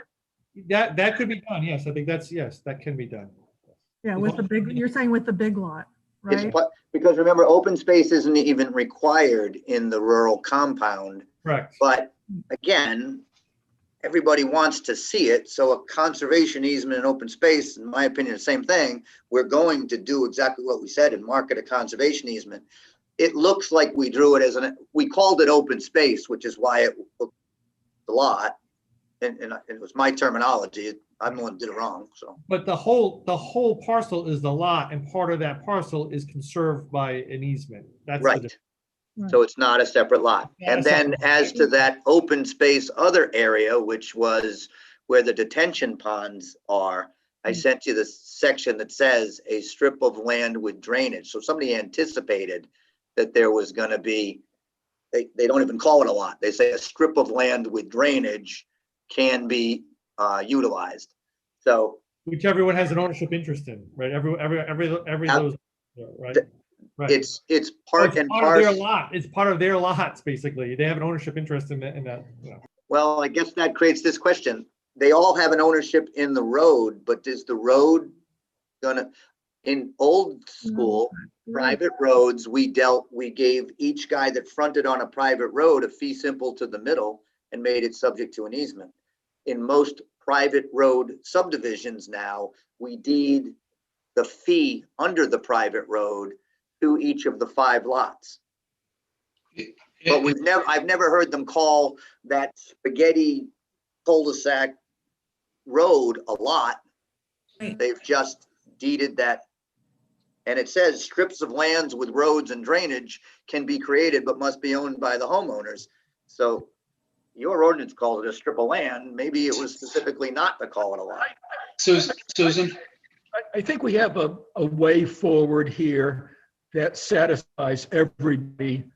And rather than get bogged down here in a lot of technical details, I think we can probably move forward now, perhaps our next meeting in March, with the consideration of a conditional master plan approval. I think that's what we agreed on tonight, without getting bogged down in a lot of specific details. And when we see that paperwork come in preparation of our March meeting, if it gets on the March agenda, then we can have a more technical discussion in March. What are you saying, that you want to propose a plan without the barn and the arena and all the horse things? Is that what you're going to do, Court? I'm gonna have to, if that's the position of the board, then that's what I'm gonna do. That's the only way forward, absent appealing your decision. And I'm trying to get this approved without creating bad precedent for all of you. I think it should. I think reasonable minds will prevail. And if you tell me to do it that way, I'm going to count on the zoning board to do the right thing. Court, it's the only way to break through legal impasse we have right now. I understand that. And I completely agree with Bill Moore's decision and assessment, and he is the man to make it, not or anybody else. Okay, but before I think we have a plan. Before we go, I just want to, because it's a public informational meeting, I don't know if there's any members of the public via Zoom that want to speak on this issue. Jennifer, is there anybody? I will check. I don't see anybody with a raised hand. Okay. Oh, yeah, nope. Okay. It's raising their hand. All right, I just wanted to cover that base. Okay, so if that's your plan to come back with is it going to be a 6 lot, 5 lot? 5 lot still? Well, I think it's a 5 lot now, but that area that we called open space that had the drainage is now going to be the strip of land that's attached to the road system, owned by the 5 homeowners. The board can decide whether I can call it separate or whether they want me to attach each piece of it to whoever happens it fronts on. That's not something, I think all you have to say is that's how I want it done, and we do it. Right. Okay. Right. I don't think that it has to be redone for us to move forward. And then the other one, when you see a set a plan or you made it conditional on master plan, it would be that that was not called open space lot 2, that it was clearly shown as part of the entirety of lot 5, and only the area designated as conservation easement and the total square footage of the entire lot be shown. So it's clear that anybody looking at it knows it's a full lot with a conservation easement, not 2 different lots. Right. So Jennifer, I'm going to defer to you how you want to deal with that drainage area. Yeah, I would think that they would own part of the private, I mean, you could do it either way. So, I'm just going to read you one thing. Section Susan, 23. if I could. Well, yep. Go ahead, Joe. So one of the things, and Court, this might help you out, and again, it's, a question to the planning board. It's up to them to decide. But what I've seen in the past, as far as what you call open space area 1 or the drainage area, just make it part of the road. Right. And then if the 5 owners all own and share in the responsibility of the road is the asphalt, the sidewalk, the drainage, and anything that falls within that boundary line. So Hunter's Way, 40-foot wide road, private. Well, it's not really a 40-foot wide road. I mean, the road proper is 40 feet, but the property or the right-of-way line is variable width because it includes that strip of land. So in other words, if the road is a lot, and I know we don't call a road a lot, whatever is bounded by the road and that drainage is the road area or the right-of-way. And then as far as your conservation easement on lot 5, I've seen exactly what you're saying done in the past. The only comment I have is you said on the plan, it doesn't show a property line. It actually does. That line should be changed, obvious, from property line to some type of easement line. To the water, yeah. I think we tried to track it with the watershed district line, didn't we? Or we will? Yeah, well, it's zigzagged and it also has setbacks with it. So Okay. it shows up as a property line. It probably should be clearly an easement line. We'll make it clear and and we'll then- probably and run it then- right with the watershed. It's up to, I'm not sure how the regulations read, whether there are setbacks to the easement line or not that need to be applied. Okay. So right now it's a property line with the setback line. I said, if it's an easement line, I don't know what set of Normally there rules are no have to be setbacks followed. to that. Yeah, I don't think there's no setbacks with a conservation easement, but you do want a setback, obviously, from the wetlands. We have that was that second legal issue that we all talked about and what we talked about last time. We have the 100-foot setback in areas of the watershed. And the law is normally 50 feet. And for farmers, it's actually 0, but because you can be in the buffer. So I'm not even sure whether farming circumvents that. But we talked about last time asking for what I think is a planning board variance, because it's part of this, that It's a waiver. a waiver Yes. Mhm. that allows 50 feet only in the area of this lot that's not in the watershed on lot 5. We're keeping 100 feet everywhere else for every other lot, and certainly for all of the conservation easement, the wetland that's inside the easement. But that it affects the one area to the south of the arena. So that, and that's, I think Mr. Hardy last time said that it was done in another parcel. And that is the limited waiver, not a blanket waiver of, we want to get rid of the 100 feet on the whole property, just in that limited portion that is outside the watershed area. So Court, if you have all the guidance you need tonight to move forward, once you get the paperwork in to the planning department, I think we can move forward on this. And I think we'll all be happy at the end of the day. And I'm not trying to keep you any longer, but can anybody think of anything else that's less legal in nature, that's technical in nature, other than what Joe has already brought to our attention? I think Joe has. They would like to see. I think Joe has a great idea about making that drainage strip part of the roadway. Yeah. I just had one question about the lot design. You're going to submit some clean plans, correct? Let's go back to the road, what you just said.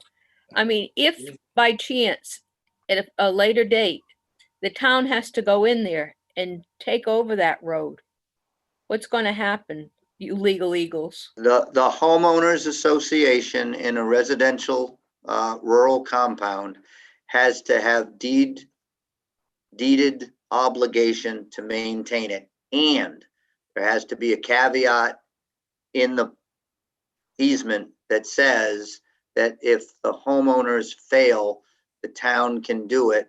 And it would be a lien against all the homeowners for anything, which is the way we do all the private roads. So it's kind of a two-step process. First, as a homeowner, you're responsible. And if you're just one of those guys that say, I'm not going to do it, town comes in and does it, then it's just like taxes and can be sold at a tax sale. It's a lien on the property and an encumbrance. Adam, did you have a comment or question? I saw your hand up. Yeah, I just had one question about the layout of the lot. Okay, go ahead. I don't know, maybe I'm having trouble identifying the wetlands and swamp markings, but it looks like all the paddocks, or a good chunk of the paddocks, are in the swamp. Am I looking at something wrong? They're right next to the buffer. They're right next to Okay, I mean, I see where it says there's a swamp delineation and it says swamp on the inside of the line, and then there's another one that says swamp on the outside of the lines for the delineation. I'm just having trouble identifying where the wetlands are in the swamp. Yeah. On the back part of that lot.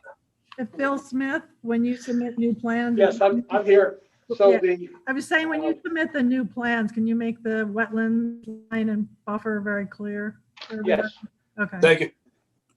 All right. Yeah, I can make that bolder. So you've got that one finger of wetlands that's up in the northern portion of the property, and then you've got another wetland down on the south side. And that area between that is not wetlands, that is upland. Isn't the colored green line? So the color, on that plan, the colored green line is the wetlands. And then down below that, you also have another wetland, but where the paddocks are is in the upland. Mine aren't colored, so he may not. That's the buffer line. He may not have. Dots. All right. Well, we'll go over that next time. Just because the one that's all of your copies might not be colored is probably the why it's much more difficult, right? Right. Yeah, this is nice. And those paddocks, remember, a paddock as a horse guy is either grass, if we're using it for a place. Paddock is defined as where I'm turning out my horses, where I turn them out every day and a small I understand area. that, but those paddocks are also modified. I mean, that's not just like you fence off an area of forest or swamp and run your horses on it. That's filled and leveled, and the land is modified where a paddock goes, and there's a building on a paddock too, right, for each horse? No, those paddocks don't have. Now you may have. I suppose you could, if we proposed it and drew it. Certain pastures have things we call running sheds in them, but these paddocks are just fencing over natural ground that is generally either grass, if I'm using them as either, it depends on time of the year too, but believe me, if you put your horses too much on a grass paddock, it becomes a dirt paddock. And the secret is thou shalt not create dirt. You need they call me the grass Nazi at my house, because you have to protect all that. So you keep them in those initial turnout areas right next to the barn usually. So some of those would be designed to be grass when you are intentionally using them for grazing purposes. And some of them are designed to be more everyday turnout.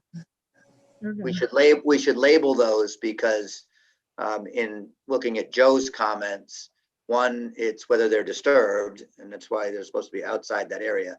But two is whether depending on what footing you put in them. If you don't want to have very loose mud, so sometimes you have some gravel in there or some sand that's with them, so that you have a better footing. If that changes in impervious rate, then Bill's got to address that. Well, I assume the paddocks won't even be on your next set of plans because the barn won't be there. Is that correct? I guess that's true too. Don't even have the paddocks. All right. Okay. The revised plan that you're looking for, excuse me, the revised plan that you're looking for, are we going to take all of the paddocks and the barn and the arena and just show houses at this point? Yes. Yeah. Yeah, we're only doing houses. So. Okay. Okay. All right. So do we have a motion to continue the public informational meeting to March 2nd? I'll make that motion. Second. Is there a second for that? Second. Oh, Peter? Okay. So we have a motion and a second to continue the public informational meeting with a new set of plans. All right, audible vote. Stu? Yes. Peter? Yes. Adam? Yes. Who's this? Rosemary? Yes. Christine? Yes. And I'm a yes. Okay. I think I got everybody right. 7. Okay, great. All right. See you next month. Okay, thank you, everyone. All right. Thank But if you. you could resend us those cases that you sent us on, because I did not get them, so. The judgment, okay. Okay. So next item 3 is Colbea Enterprises LLC. Concept plan review, Seasons Corner Market, Plat 119, Lot 624, 0 Sousa Road, East Side Main Road, north of Sousa Road. General commercial and pedestrian friendly destination overlay districts, discussion and recommendations. This is a concept plan. Yeah, there's quite a few people here to speak, so give me a moment to get everyone in. We're not doing, we're not taking public comment tonight. Correct. It's just, it's actually the applicant. Oh, all those people. Okay. Yes. All the participants. All the people. There's quite a few. I have a list. All right. So actually what I'm going to do while they're getting themselves all set up, because we did receive quite a few emails from people. I don't know if the applicants would like copies of all the emails and letters that we received on this application. I think for the record, I just wanted to read the names of the people, not the letters, but the names of the people that have submitted, just so they know if somehow we miss somebody, that we make sure we get their letter also. So bear with me, there's 37. Richard and Sammy Backman, Andrea Souza, Dirk and Suzanne Kramers, Benjamin Winslow, Mohammed Kara, Bob Niles, Barbara Martin, Megan McKillop, Julie Lohr, Maria Wheeler, Linda Himanoff, Jim Dowd, Carolyn Machado, Annette Farrell, Bill Gerlach, Susan Anderson, Sandra Bonazzoli, Kendra Furman, Desiree Tate, Bruce Hathaway, James Robbins, Maureen Morrow, Elaine and Manuel Kyriakakis, Lee Lyman, Herman and Ingrid Cleoran, David Formanek, Louise Durfee, Al Malukas, Ronald Marsh, Carol Herman, Candace Morgenstern, Joanna Ross, Jeffrey Rosso, Jamie French, Eileen Browning, Renee Jones, and Jason Fensterstock. So I don't know if there's any that we missed. We did receive a number of these, and I believe all of these were not in favor of this application, so that the applicants are aware of this. If you want copies of these emails or letters, you can contact the planning office and they can provide them for you. So with that said, I just wanted to make sure those were all acknowledged for the record. So can I mention all those emails were received by noon today. There were a few that were received afterward. Okay. All right, so if we have the next meeting, we can include those to board members. I believe all the board members got these. So you have these to take into consideration when reviewing this application. But what this is a concept plan. It's the initial review of the application. There will be, if it continues forward, there will be public hearings, and that's when the public will be allowed to speak. So tonight it's for members of the board and the applicants to take to review this and to discuss the prospects of this application. So with that, if the applicants want to introduce themselves and their position, we can go ahead and start. Thank you, Madam Chair, Mr. Vice Chair, members of the Planning Board, Danielle Dufault from Adler, Pollock and Sheehan, 49 Bellevue Ave, Newport. On behalf of the applicant, Colbea Enterprises, LLC. With us tonight, as Jennifer mentioned, we travel in packs, but there'll only be a few of us presenting to respect the time of the board. With us tonight is Mr. Andrew Delicarpini, who is the CEO of Colbea, and Eric Simpson, who is our environmental consultant. We also have with us tonight Cheryl Guglielmo from Dupree Engineering, who will be doing part of the presentation with us, and my colleague John Russell, and definitely some other, as the planner said, some other members of the Colbea team are here with us tonight. So with that, Madam Chair, I'd just like to give a brief overview, and we thank the board for their time. We want to respect your time. We know that you've been put through your paces already tonight, so we appreciate you, getting to us. Just briefly, Mr. Delicarpini can speak about Colbea and the Seasons brand, and Ms. Guglielmo will talk to, you have our materials, our plans, and our narrative, but she will go through that for the board. But just briefly, the application is for Sousa and Main Road. It's currently vacant land. Madam Chair, as you said when you were introducing the agenda item, it is general commercial zoned with a portion of the parcel in the PFD overlay, and we are proposing to, and why we are here tonight, and we look forward to the board's comments and feedback and recommendations to build a Seasons Corner Market gas station with convenience store and coffee drive-through window. So with that, I'd like to turn it over to Ms. Guglielmo, who will take us through the presentation of the project. Okay. Thank you. Thank you, Danielle. Madam Chair, members of the board, can you guys all hear me? Yeah. Yes. Okay, I'm going to share my screen.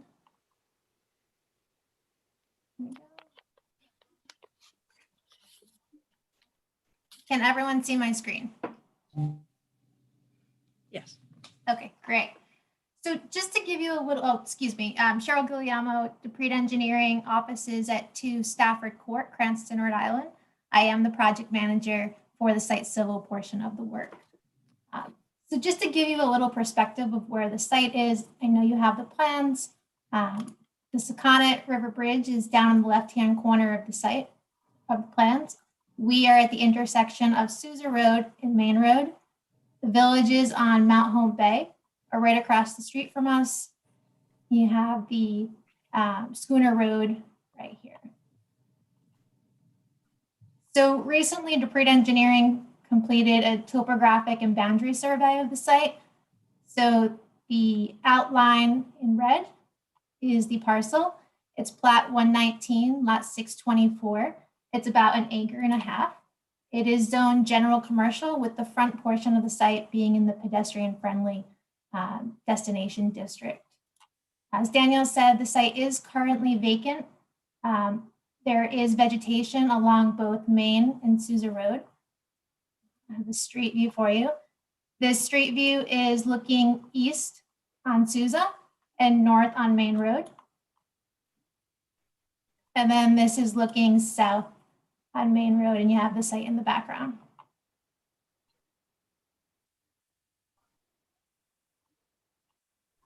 The site previously was used for industrial purposes, and then sometime between the 1980 and 1990, those activities ceased and the site was left to revegetate in the current state it's in now.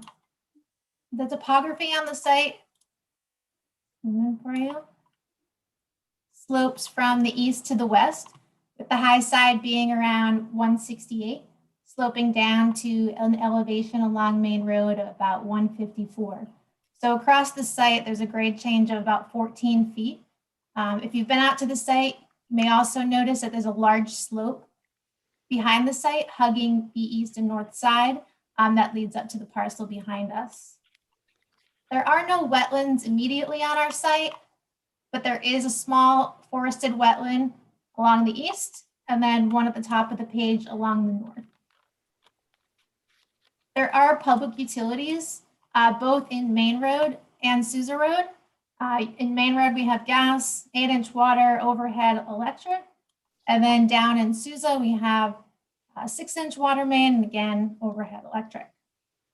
You may notice this shaded red area in the front of the site. There's a variable width easement in favor of the town of Tiverton. You have about a 20-foot width up on the north side that comes down and increases to a 40-foot width. So within this easement, you have a 15-foot PVC sewer, and then there's also a 36-inch concrete drain line running along the bottom of the page. And then there's a 24-inch line that runs to the north. To the proposed plan. So this is our site layout plan. And this layout was primarily driven largely by the location of the sewer easement.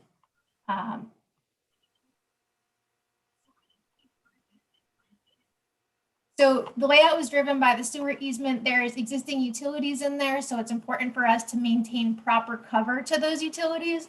And we also have to consider in the future how the development of this site will have future utility connections. The other piece of this was the topography across the site. Again, we have a 14-foot grade change.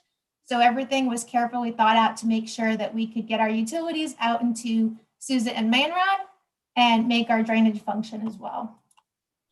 So as Danielle mentioned, the proposed use is a Seasons Corner Market with a fueling component, retail, and drive-through. Starting from Main Road here on the left side of the page, we have 2 full access curb cuts. These curb cuts open into a 4 dispenser with a canopy. And then we have our underground storage tanks on the north side of the site.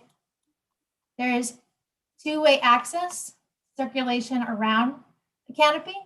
And then we have a curb cut full access out onto Sousa Road. Across from the canopy, shown in yellow, we have 9 head-in parking spaces directly adjacent to a 3,600 square foot Seasons Corner Market building. This building will have a coffee shop component. You can see the drive-through along the back of the building. On the north side, we have the drive-through window, and then you have the menu board at the rear. There's 10 cars that can stack in this drive-through lane. We have a single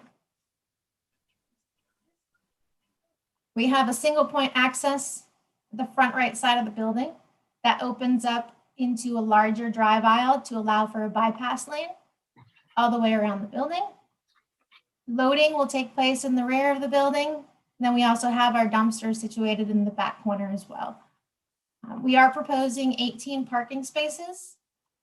And then we have an additional 8 spaces at the pump. So as I mentioned, utilities, we will have public water, sewer. Cheryl, can you, for a moment, the chair is having difficulty with the Zoom meeting right now. Okay. Sorry. It's okay. Technical difficulties. Okay.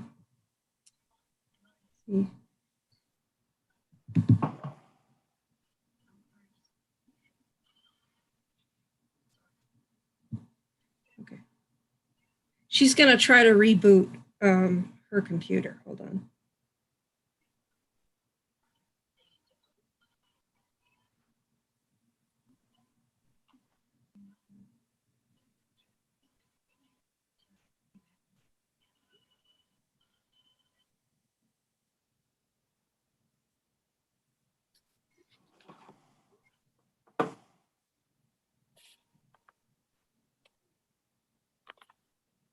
Okay, I'll let you know when she gets back.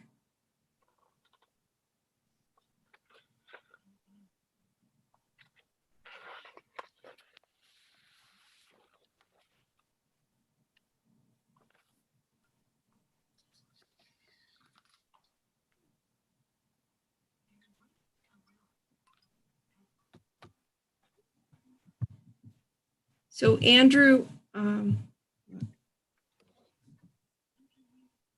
see, make sure that Sue can come back in. Jennifer, may I ask the speaker a question? Sure, I think that Susan would want to hear. I'm just asking her credentials. Yeah. Are you a PE, Cheryl? I am not a PE. Okay, you're just the project manager? Yep, I've been at Dupree Engineering practicing here for 15 years, but I am not a professional engineer. Okay, thank you. Welcome.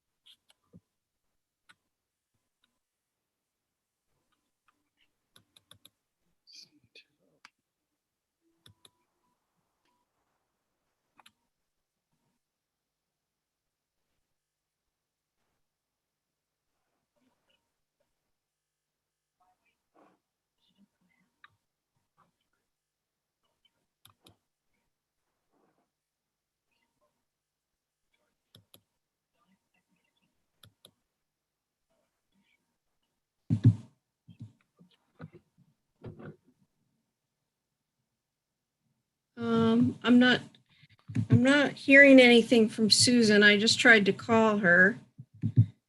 Do we have quorum? Ask her, if you can talk to her, why don't you ask her if she'd like me to take over? Share. She's on her way in, actually. Okay, okay, great.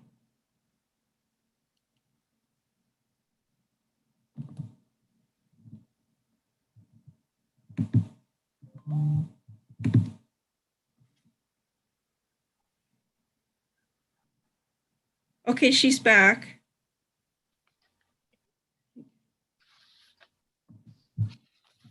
Madam Chair, where did you leave off before you got disconnected? Yeah, sorry, I don't know.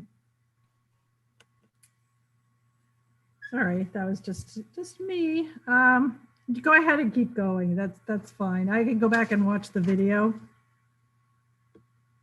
Sure.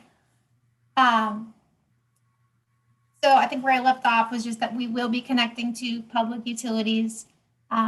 We have had a pre-application meeting with the Rhode Island Department of Environmental Management to discuss drainage on this site. We know that we have a RIPD's permit since we're over an acre of disturbance. We have we'll be going before DM for wetlands as well, underground storage tanks, and we also have curb cut permits to get through the Department of Transportation. Turn my screen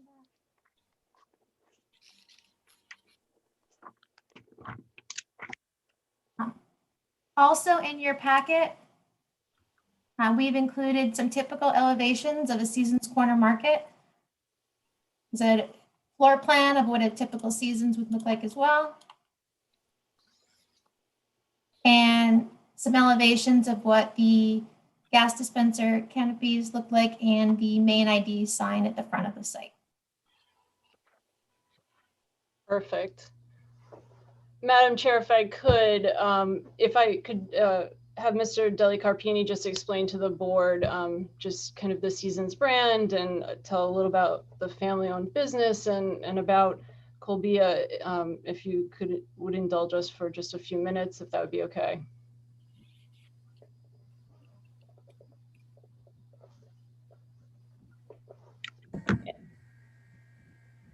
I didn't hear anything, but I'm going to assume that. It is, you are up, Andy. Thank you. Madam Chair, members of the board, thank you for allowing us to present to you this evening. I've learned a lot about horse barns and horse fields and a lot of different things about housing and developments, so I'll keep that in mind. For sake of tonight's evening, I know it's been a long journey tonight, so I'll just try to keep it as brief as possible. Colbea, family business. My father-in-law started it about 60 years ago. I joined about 28 years ago. We had 2 locations. We have over 100 now. Continue to develop throughout Rhode Island, Massachusetts, and New Hampshire. Family-run business. We pride ourselves to make sure that we try to hire the best people. We try to keep the places as clean as possible. And these locations are locations that we run ourselves. We don't build a facility and then turn it over to somebody else. All our seasons are run 100% by our employees, our staff. So it's one of those things that we started back in 2014 when we realized that we needed to identify ourselves a little bit different than the typical gas station convenience store. Obviously, the reputation for gas station convenience stores has not always been a stellar one. We're trying to change that. I don't know if members of the board and Ms. Chair has had the chance to go to one of our locations. We completed one on William Canning Boulevard a couple of years ago, and obviously we're looking to develop throughout the entire state, Mass, New Hampshire, and looking forward to trying to develop this site. We purchased it about 4 years ago, and it's made itself to the top of the list of trying to capitalize and to develop. So I'm more than happy to answer any operational questions. Like I said, I've run through the whole gamut from, running the register all the way up to, dealing with all the headaches nowadays. So whatever I can answer for you guys operationally, developmentally, I've seen it from the beginning to the end. So I'm here just to basically assist anything that you guys want, and just happy that you guys allowed us to present to you this evening. Okay, thank you. Sorry for that little glitch there. So all your people have presented? I don't know if I missed something. Yes, Madam Chair, and happy to answer any questions. No, that's fine. That's fine. I think I can move on to Bill Moore. I want to call on you again. I just wanted to ask you what if in any zoning issues there are, or relief that this application would need. Thank you, Madam Chair. I'm sorry I didn't get to write a letter on this one, but it is a concept plan, so I did want to just mention a few things. It's in the pedestrian-friendly district, or at least partially, and the GC district. It seems that both convenience store and gas station and a drive-through restaurant are all the same criteria in the GC and the pedestrian friendly. So they're going to need a special permit for the under 8E for convenience store, which is accessory to the gas station, and the drive-through. And they're going to need the gas station special permit to 10J of the pedestrian friendly district, or the GC zone, whichever way the applicant decides to go. They can move that line, I believe, 50 feet either way. It looks like it goes through the middle of the building, but it's I'm just looking at rough maps here. So, but the criteria is the same, I believe, in both zones. That's what I got so far. Okay. I didn't know if building height or signage, if anything jumps out at you, or if that so far is okay. Signage, I believe they put a note in there. They would address it later. They did put some signage in there, but they didn't want to, I don't think they want to address it now. So I did not look at it. Okay. We can do that at a later date, master plan or something like that. Okay. Okay. All right, thanks. Thank you. I didn't put you on the spot a lot tonight. No, that's okay. Jennifer, do you have some things anything you want to comment on in particular? I just, this is just the beginning phase. We did get a lot of comment from the general public about it being a 24-hour convenience store and lighting and traffic. And I think that if it does get a special use permit, which I don't know if it will, that there are a lot of things to think about. Traffic study would be a major issue. Architecturally, you want it to look nicer. You'd want to look at the form-based code of the pedestrian-friendly district, landscaping, and a whole host of things. But you know, this is just the concept, the very beginning. So, All right. Okay. Mike, I just try to remember, Bill, is 24-hour allowed? Is that something the council addresses, or is that zoning, or where does that fit in? I don't remember.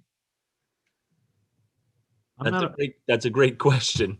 I'm not sure I have that answer right now. So I have never read it in the zoning, so it has to be the council or the police. Casino had to get it, right, to be operational 24 hours. I don't know if that becomes a council issue. Yeah, I don't believe it's in the zoning that I've seen. There may be a licensing issue that I have to check out. Oh, right. Okay. Okay. I guess what I do is open it up to members of the board. If you have questions, comments, things you that from the concept plan that you have questions about. I have a question for Mr. Carpini. Where is the closest, other than the Fall River store, that you have set up? We have locations in Middletown. We have one on West Main Road and East Main Road. Those were remodels. I like to refer to those as first generation seasons, even though we've only been doing this since 14. So those are probably the closest ones to your facility. We just completed a brand new one in Smithfield that opened up in December. We're going to be opening up a rebuild in Randolph, Massachusetts at the end of February. And then depending on the weather, we'll be opening up a new one in Situate, Rhode Island at the end of March. So I would say is if you're conceptually, if you want to just take a look at one of the newest ones would probably be have the latest and greatest, you know, the portico, the cupola on the roof, the stone materials on the outside. We bring the stone materials on the inside. We really gave it a lot of thought. We know that people that are going to be going to these locations are going to be our neighbors, and we wanted to build something that we would be proud of, and I think we really have. Anytime we try to put up a gas station, there's always a bit of concerns with the neighbors. Traffic flow. I don't think this is going to be one that, you know, people are going to be coming off the highway to come use. It's more so the amount of traffic that's actually on the road and servicing the homes that are around in that general area. But anytime we try to build a gas station, it is a challenge.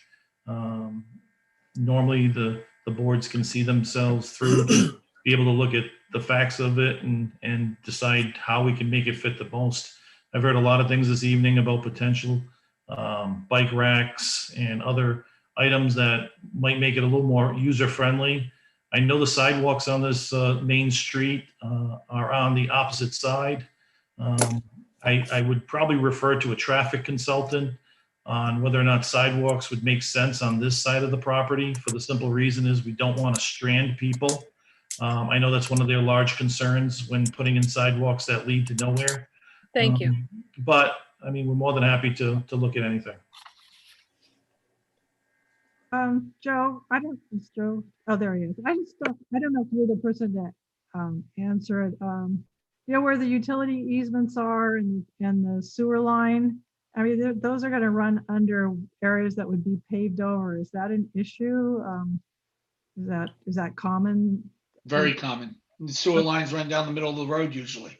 Okay. I assume we'd have to get a Tiverton wastewater that they would agree to this. Say that again? I said, I just wondered if we'd have to get Tiverton wastewater to sign off on it, that they'd agree to having all this paved over the access to their sewer line. I wouldn't think so. I mean, as long as they maintain access to the manholes, it's within an easement. If something went wrong with the sewer authority would have the right to go in and rip up the pavement and fix their sewer. And, you know, whatever the legality of the easement is, they would have rights to access it and then have to restore it accordingly, however the easement's written. But no, actually, I mean, what I'm looking at in the sewer, it's more of a problem for seasons than it would be, seasons would be for the sewer. Right. I think it does get very close to the easement line. Again, it shouldn't be a problem. Okay. Madam Chair, if I may address the easement question. Sure. We did look into that, back when the previous owner granted the easement to the town and what were our rights to it. And I agree with Joe. We do have the ability to pave over it. And as Joe said, the technicalities of if access was needed, then of course it would be granted. But we would comply with the terms of the easement agreement as recorded. Okay. Susan, Who is that? Peter. Oh, Peter. Hi. Yeah, go ahead.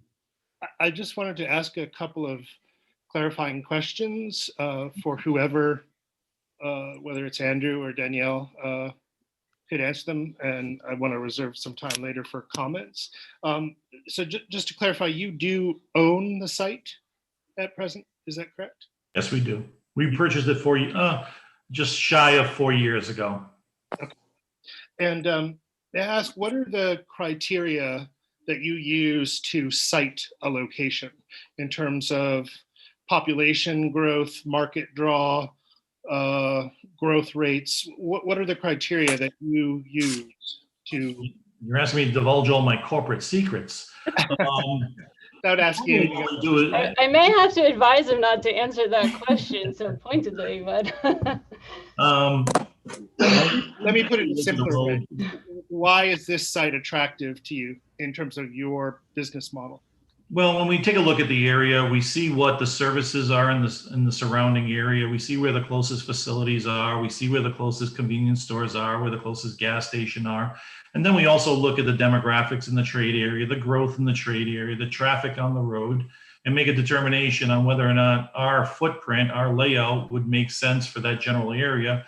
Would it be something that the general public that presides in that trade area, whether it's a 3 or 5 mile radius, would tend to patronize? And depending on the determination, we'll go forward with purchasing the property.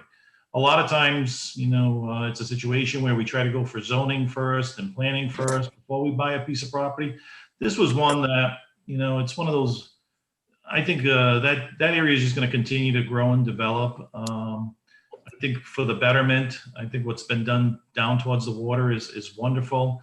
I think the people in that area have created something very nice for themselves. The only challenge I see in that whole trade area is there's really nothing that can really service all those homes and residents in that trade area. So we look at it as something with a convenience store, able to offer groceries inside there. We offer fresh products, fresh sandwiches, a coffee shop. And if we can provide those services all at that corner, it eliminates a lot of the traffic for customers to have to go further down the road, get on the highway, travel up Sousa, travel down Main, wherever they else may be going. It makes the servicing of all those homes and residences easier, and I think it creates a safe environment. What is your projected daily traffic count at a site like this? Normally, we don't project by customer count. We look at the locations and determine whether or not, what do we think the volume is going to be at that location. Looking at that site, we're probably estimating somewhere between 125 to 140,000 gallons a month.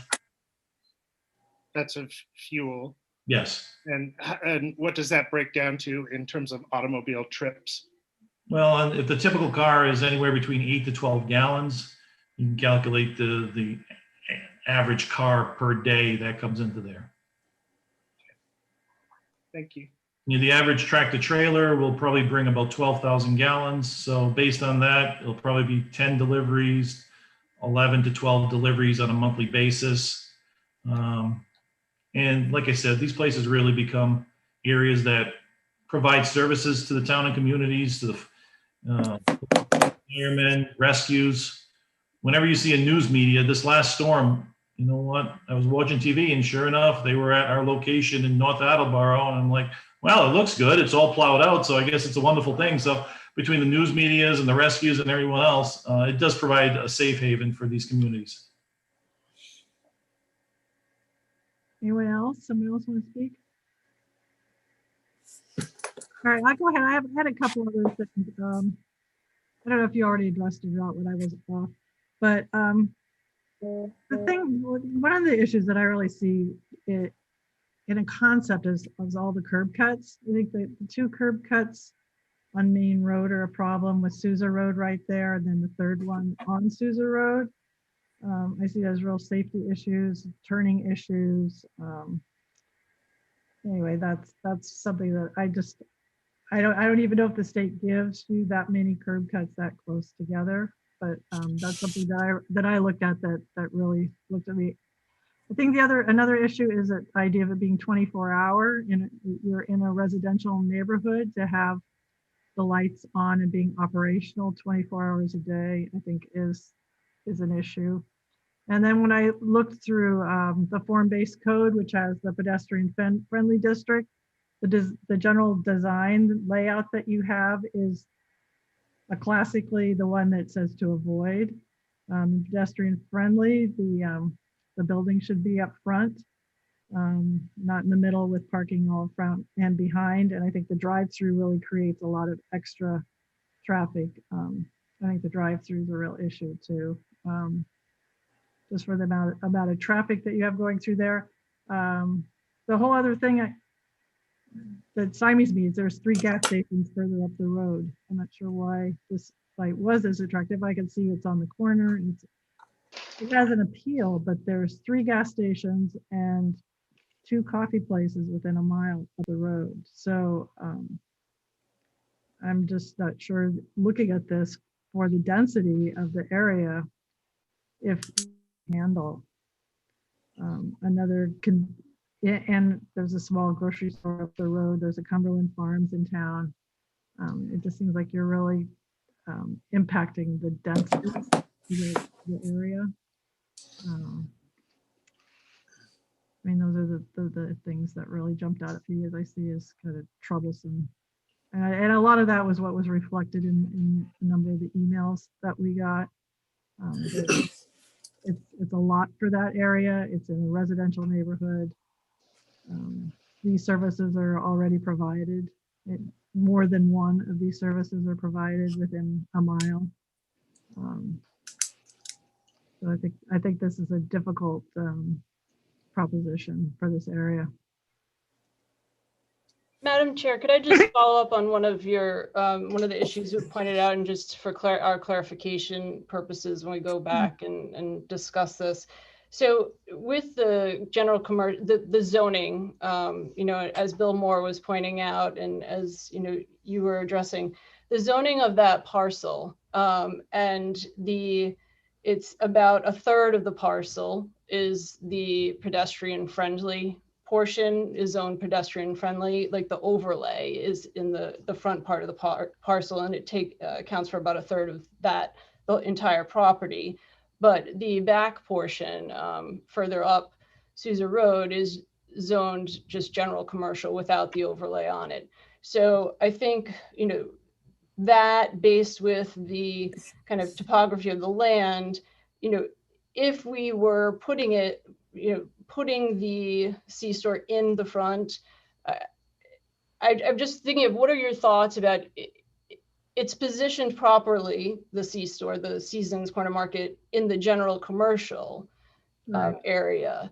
But if we were to be putting it in the overlay district, I'm understanding you would want it closer to the road. But if we're positioning it in the general commercial portion of the parcel, then those regulations wouldn't necessarily apply to this design layout. I just wanted just for clarification, if I'm understanding you correctly. Right. Yeah. I mean, I think, to fit into the neighborhood, not to put gas pumps, in the front. And that's what you see is asphalt driving into gas pumps. If you saw a store, which is what the pedestrian friendly is, the goal is to have stores up front that are walkable. And if you had those up front, And, basically you're just flipping it and then you put the gas pumps back. And I really think the drive-through is a real issue for traffic flow, for traffic safety. If people are, they're getting gas, they can pull in and walk in and get the same service without a drive-through. There's 2 drive-through coffee places a half a mile up the road. I just see that as a problem with traffic and cars moving. But, I think it's a difficult plan as it is for that neighborhood. But by looking at it from perspective of design, I would put the building in the front and the pumps in the back and figure out a way to screen them from the residential areas, and eliminate the access off of Main Road. I would make the access off of Sousa Road to control traffic flow better, because I think it's just really dangerous to have 2 turn-ins right before the Sousa Road intersection. I think that's really important for safety and for traffic backup and anything and everything else that goes along with it. That's just that's my take on it. I know that's not how you design these things. That's not the classic design. But the way it is now, it doesn't fit into what the neighborhood is trying to project at all. Yeah, no, understood. And we appreciate the feedback, as, I think Mr. Deli Carpini pointed out, but more also with what Cheryl pointed out in the presentation, we're kind of confined, with that land, the sewer easement that wraps around the south and west of the parcel, and some of the topography. And, in the front of the parcel, there's a depression, which again complicates things. So, I think layout wise and business model wise was the thought process, but we understand, and that's why we're here tonight, to get your feedback and recommendations. And well, that's it. What you have is a cookie cutter, and I'm trying to think outside the box to make it more palatable. But I think it's still a difficult sell for this area. So understood. So. Understood. Yeah. May I speak, Susan? May I speak? Oh, Adam, yes, sure, go ahead, Adam. So, this development overall is just, it's not appropriate for that area. It's not appropriate for this town. You have several businesses that offer identical services within a mile of your front door. And at their, at the chance of hurting them or killing their businesses, I don't think this is right. I don't think this is the right project for this part of town or for Tiverton in general. I think what we're trying to see Tiverton as, now and going into the future is something that, small business friendly, mom and pop shops, like you said, pedestrian, user friendly. This is just a big box building that's going to come in and ruin local business and really just piss off the neighbors. I mean, we have how many emails from neighbors all around that area and all around town that don't want this going there. So I don't know where Mr. Carpini got his information from, saying that, the neighbors of the neighborhood would approve of something like this or want this in their backyard. They do not. I guess that's all I have to say. Okay, thank you. So could I follow up on Adam's comments? Sure. I think it might be helpful to the applicant to explain our process. We don't just make decisions based on how we feel about things. We have to follow state requirements in state law. Every time we make a decision, we have to make findings of fact, which is our due diligence. And those findings of fact are written and they are specified by state law. We have to make 5 positive findings of fact on 5 separate criteria.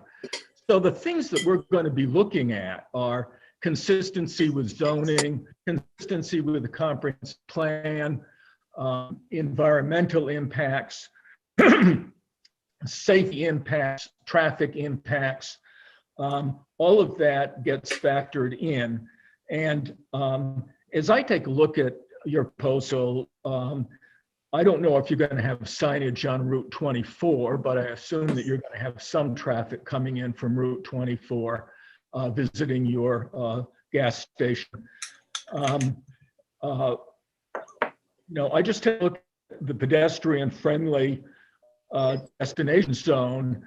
And the document I held up earlier this evening, which is the Tiverton Commercial Form-Based, its design standards and guidelines.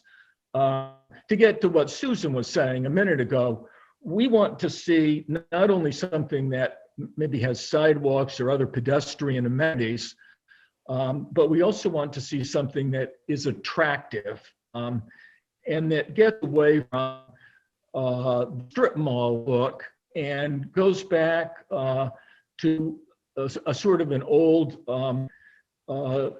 downtown Main Street scenario where there are a lot of people walking around and buildings are built up to the sidewalk. But let me just make a few comments about the existing neighborhood, because this has come up time and time again. What you have in that immediate neighborhood, and I'm talking about a quarter mile around the proposed development, what you have are residences. It's almost entirely a residential neighborhood, split between family homes and condominiums, and with more condominiums to come, but residences, and fairly expensive residences. There's also a National Historic Register district called the Osborne Bennett District, which is just spitting distance from your facility. And that involves some colonial homes or early Federalist era homes with historic landscapes virtually within sight of your property. So we're talking about a neighborhood that is very well defined. And under our Article 10, Section 3 of our zoning, we have to approve new projects that are compatible with and fit to the style and the character and ambience of the existing neighborhood. And as I look at your Seasons, and I'm very familiar with Seasons, we have one on Canning Boulevard and Fall River that I go by about every day. I don't think that I agree with Adam. I don't think it fits in that neighborhood. Now, it might fit elsewhere in the town of Tiverton, and I encourage you to look at our filling up Tiverton Business Park or other areas that are very close to Route 24, where you could pull again from Route 24 without disrupting traffic patterns in Tiverton. So the existing issue, another huge issue is roadway traffic safety. Touched on the bit. You're proposing a curb cut on Sousa and two cuts on Main Road at an intersection that is problematical, to say the least. And I just wanted to point out to you that back in July of 2019, there was an article that was published in both the Providence Journal and the Port Daily News, which quoted our then town administrator and our current town director of public works, identifying the three worst state roads in the Tiverton. And Sousa is on that list, and Main Road is on that list in the vicinity of Stone Bridge. I don't know how far up they come in that neighborhood. And then there's a third state road down in South Tiverton. They identified Sousa as a road with serious traffic hazards, and the state RIDOT official who was quoted in that article said, and I quote, "Sousa Road is a, quote, high priority and in need of serious repair soon," unquote. More recently, it has come out that Sousa Road is on the list of state roads to be repaired by the state in the year 2024. And we don't know if that schedule will be maintained with COVID-19 in the hit to the state budget. So, but I just wanted to say that this article reminded me of the fact that when we had another development in the neighborhood not too long ago, we were all aware of the American Association of State Traffic Officials, AASHTO, which is something called the Highway Capacity Manual. And AASHTO, which is not a political group, it's made up of highway traffic officials. They take a look at all state roadways and intersections, and they give a very poor rating. It's called a level of service rating, and it goes from A to E. As I recall, the rating, A being the best and E being the worst, rating for the corner for that intersection of Sousa and Main with your 3 new curb cuts got an E rating 2-3 years ago when we were dealing with another project in the neighborhood. I haven't been able to access the highway capacity manual in the last couple of days, but that's something we'll certainly be looking at. So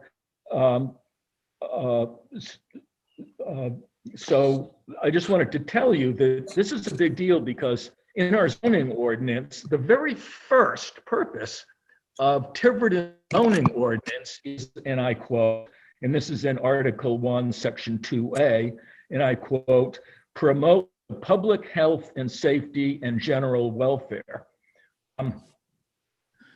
Item that I touched on that we're going to be looking at is roadway congestion. And the Institute of Traffic Engineers publishes something called the Trip Generation Manual. And this may will answer or speak to what Peter Bramante was raising a few minutes ago. The most recent edition of the Institute of Traffic Engineers Trip Generation Manual calculated a gas station of about your size with a convenience store of about your size generates something in the neighborhood of 3,000 trips per day. I find that hard to believe, but that's what it says. And even if it's only half that number, even if it's only a third of that number, which would be 1,000 trips a day, that puts a huge burden and virtually overwhelms the existing roadway infrastructure that we have now. So that's going to be a huge issue that we're going to need to look at, because obviously congestion leads to fender benders, traffic accidents. So I think that you're in one. So I'll say from what I know now, and I'll qualify that by saying that we haven't done our diligence. We haven't studied all of the numbers. We haven't heard from all of the experts. But you know, I think that what you're proposing is not consistent with the design standards that are called for in the based code, design standards and guidelines, and it's not consistent with the design guidelines that are referenced under Article 20, our zoning ordinance, development plan review design guidelines. So I think that there's an awful lot to be worked on here, and it would probably make more sense to look at an area of town that is closer to 24. That's all I wanted to say. Okay. Sorry for being so long. All right. All right. Any other board members want to weigh in on this or have questions about any of it? I think, this is Rosemary, I think that Peter and Stu and Adam took a lot of my comments, but I am extremely concerned about the single lane traffic on Sousa Road, on Main Road. There have been numerous accidents. It's very difficult to go by there. And then also go up the road and see the queuing at Dunkin' Donuts. Is that what's going to happen with the drive-through at this particular spot? I mean, there are many variables here we have to consider. the density is just not there for me. I think, you know, we have to do our due diligence. I think you have to do your due diligence. I think you're getting a sense of better where the board is on this project. Madam Chair, may I speak for a moment? Sure. First of all, I guess I'll thank Adam. I've never been referred to as a big box store, but I guess, you know what? After this many years of doing it, I guess you could consider Seasons a big box store. I think the design that we put out there, it's a beautiful looking location. Most towns appreciate it. And I don't want the board members, the council members to forget, I'm a town resident. I pay taxes in the town. I'm here thinking I would not create something on that corner that I would think would create a safety issue. By all means, we would have traffic consultants review everything. And sometimes, you know, you brought up the issue about the drive-through at Dunkin' Donuts. Well, were this site to get developed, maybe it would eliminate some of the traffic at Dunkin' Donuts and free up that corner. You look at that corner and it's not developed. Are people speeding there because they know nobody's going to be coming out of a road and there's no lighting? So there's a lot of things I look at that and look at what the project is proposing and potentially look at ways that this could solve. Now, I don't by any means proclaim to be a traffic consultant. That would be the experts, although Mr. Hartley did a wonderful job articulating some of the positions, and I'm sure they'll use the same graphs and everything else. And, you know, when you look at 1,000 trips a day at a location, could that be possible? Well, if you consider the road in front of you probably has, between Sousa Road and the main road, probably has 15,000 cars a day. So if you could get 1 out of every 15 cars pulling into the location, is that unrealistic? I don't see it as it's not going to pull 1,000 or 3,000 cars from a different location. But I think I'm concerned with whether or not people don't want the station or whether people just don't want that developed over there. But at the end of the day, you know, I looked at that site and saying we could provide a service for the town. There might be competition in the trade areas. That's usually not a reason to limit somebody from coming into a trade area, and customers will have their choice on really where they would want to go.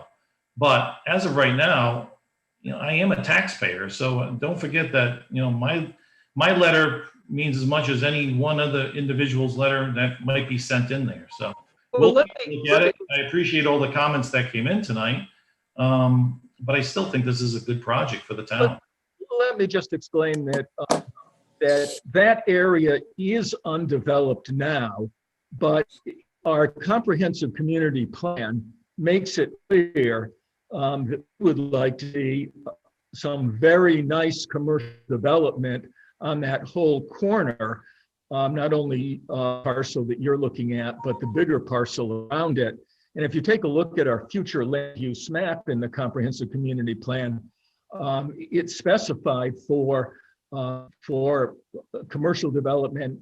And since it's the only place in town that has water service, sewer service, and is very close to access point to Route 24, we're hoping that we get really high-end commercial development, something big, something nice, active.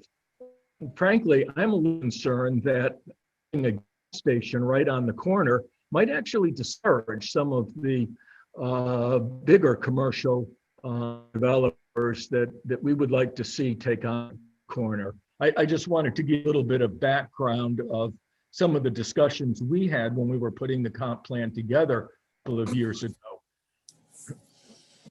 It's undeveloped now, but we are very keen to see developed, but developed the right way.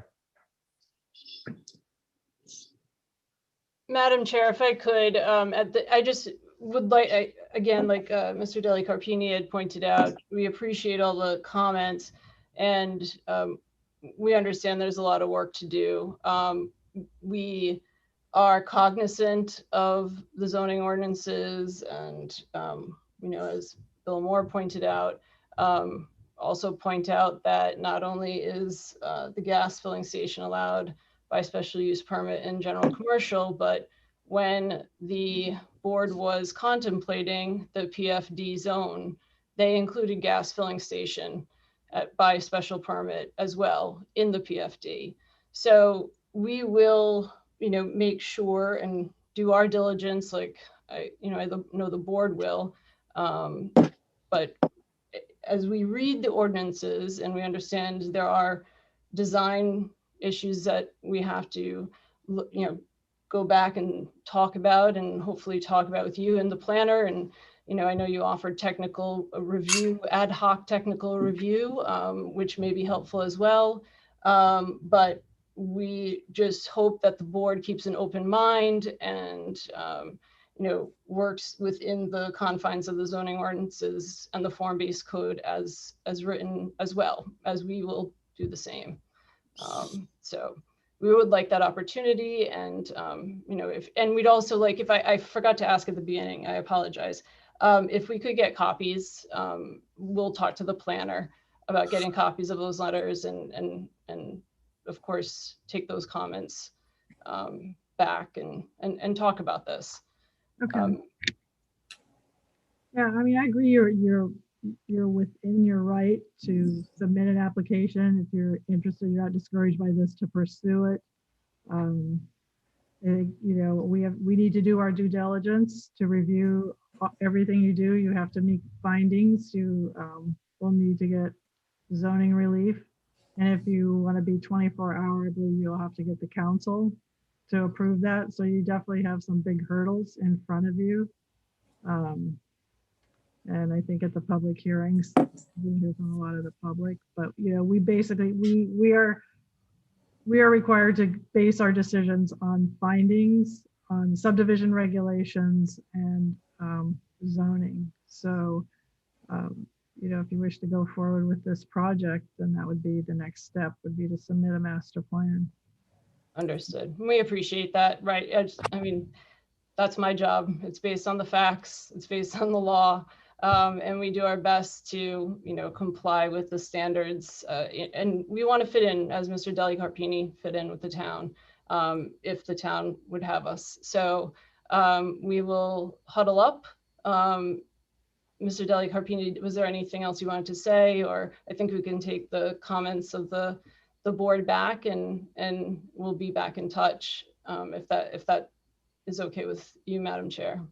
I believe that would be the next step, yes. And, Jennifer Siciliano will guide you through the planning office to, the steps and the application forms and all that. So, and there's a good chance we'll require some additional, like traffic studies, on our behalf as well, on the town's behalf. And if we see other studies that we would be interested in pursuing, because this is a difficult area.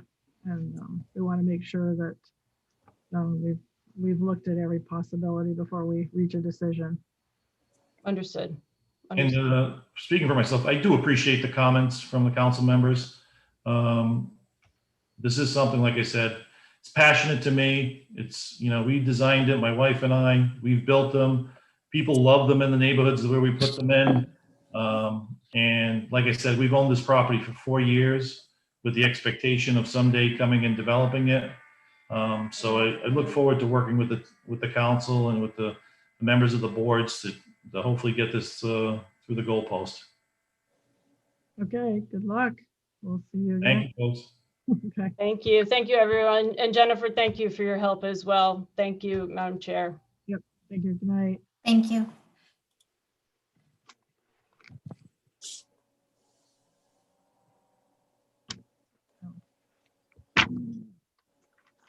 Linda.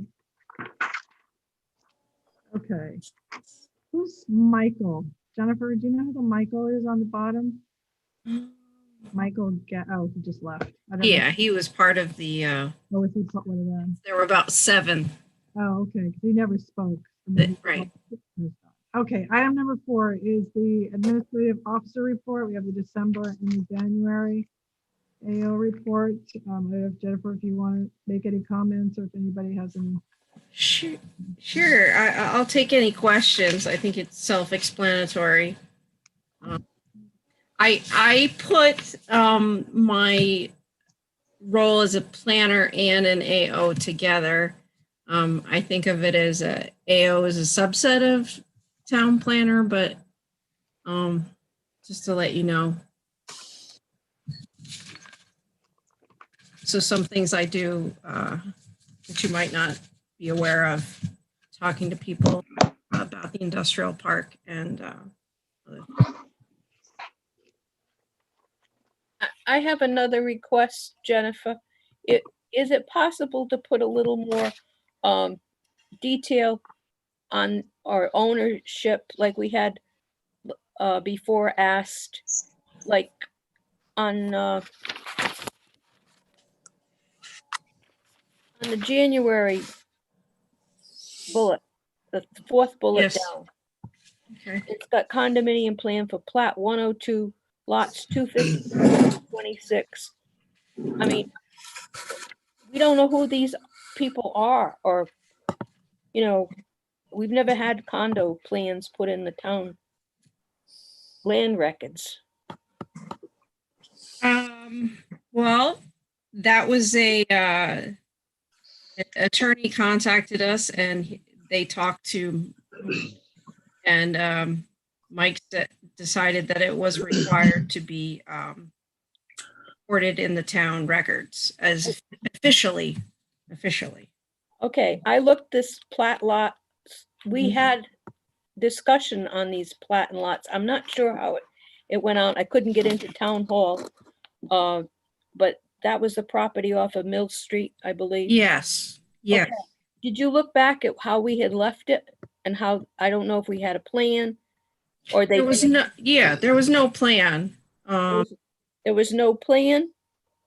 Well, I mean, there was somebody that submitted an application that never was approved or went ahead. And I believe that the building that they built there was allowed by zoning. So there was no subdivision, no land development involved. And the person just decided to condoize it. And Condoize the back parcel? Not the parcel, the building. There were two lots that came in. Yeah, there's no condoizing. It's similar to what I had suggested that Roslyn in Four Corners do, that they wanted to member separate and make Right. a parcel. We Right. condoize that. So this is what this person did on Mill Street. They did not make parcels. They did not come before the planning board, did not need to, but it is something that needs to be in the official land records.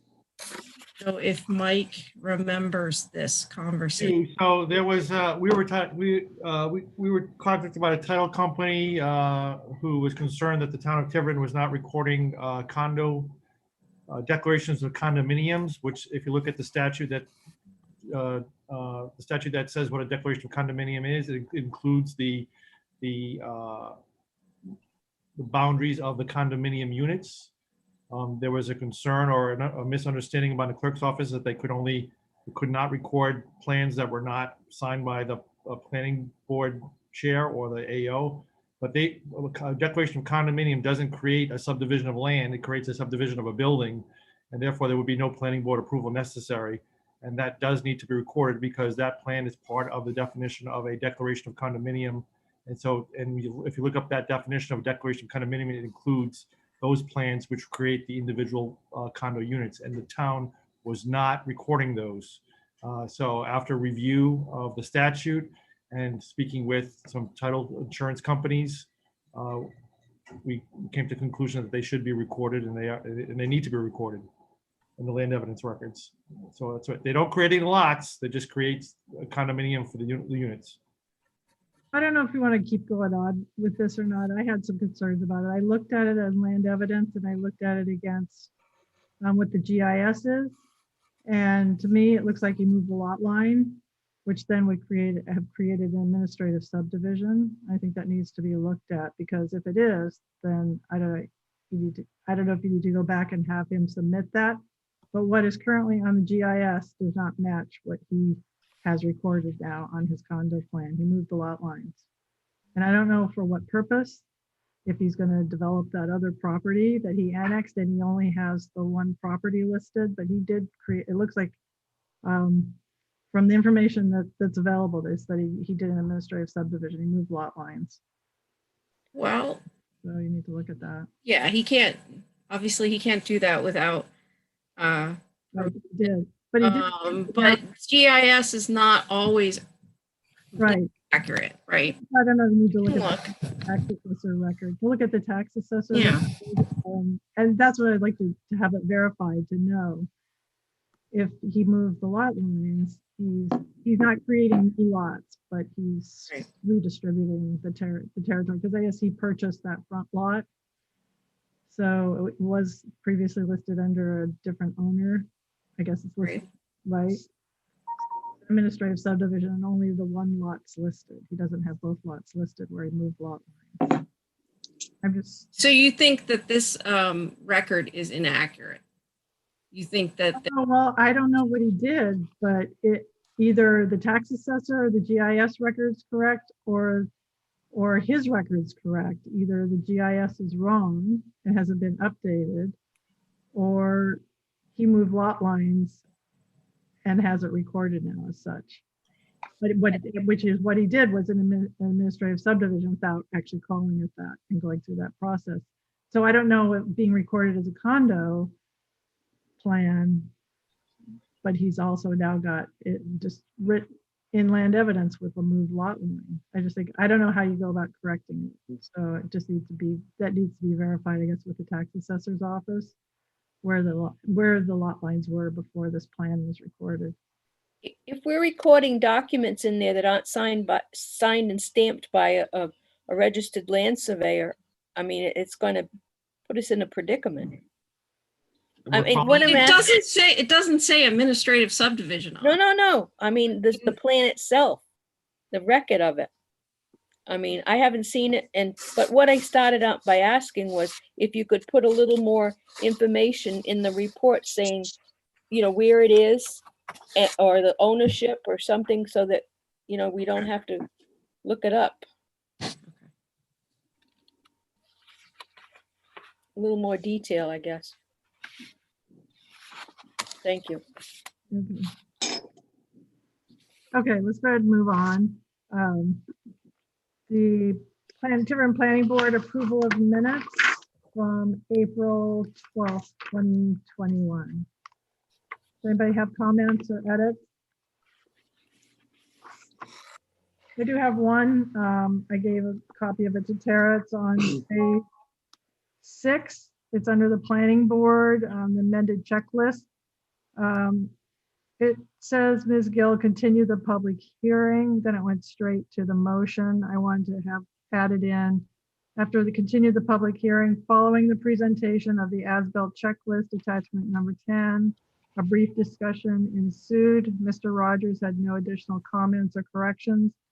Ms. Gill called for public comment via Zoom. Hearing none, proceeded to vote to accept the updated checklist.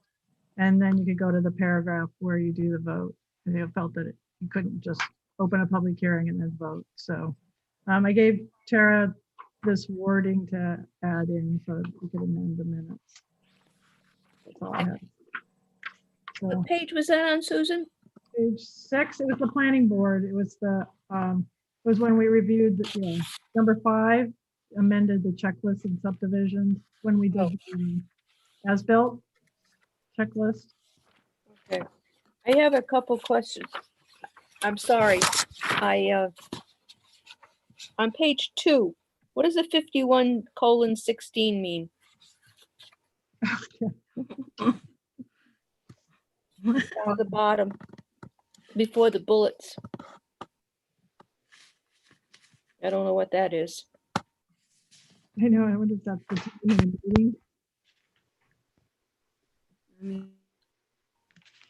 Yeah, thanks. That's the point in the recording in which that was spoken. So that's just how I kept track of where I was, but obviously I will. You delete it. Delete that, thank you. I'm saying, what is that? In the middle of that page where Mr. Barboza requested administrative final plan approval. And then at the end of the sentence, it should be presented to the entire planning board instead of presented to the board.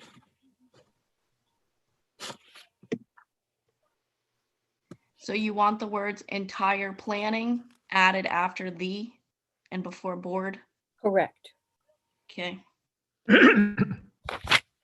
So if Tara has those corrections, then I would make a motion to approve the minutes of January 12, Done 2020. yet. Pardon? Oh, I'm sorry. Done yet. I'm sorry, Rosemary. I thought you were finished. No, you Oh. know me. Page Go ahead. 3. Go ahead. The third bullet item, add a note on the plan reflecting the recorded dimensional variance granted by the zoning board on February 28th, 2020, and recorded in book 1765. Just add in the 22820. That's when they granted it. And then in the next, after the last bullet item, Mr. Hardy amended his motion to set the 7 conditions of the conditional preliminary plan approval. Add conditional in there. That was a different motion. Huh? It was, That's the motion that you're referring to is at the bottom of page 7. yeah. But it was a conditional preliminary plan. Oh, I think that was the motion just, for the conditions, Rosemary. Oh, okay. Sorry, I stand corrected. And I'm picky again with it in the findings, capitalize South Tiverton where it in 2 places there on that page.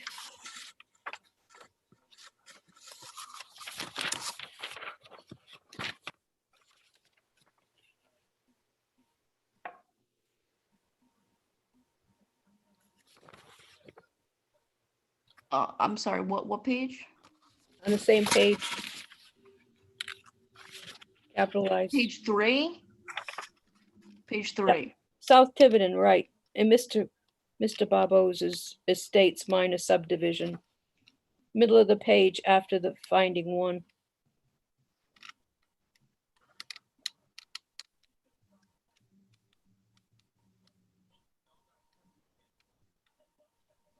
It's, you see it?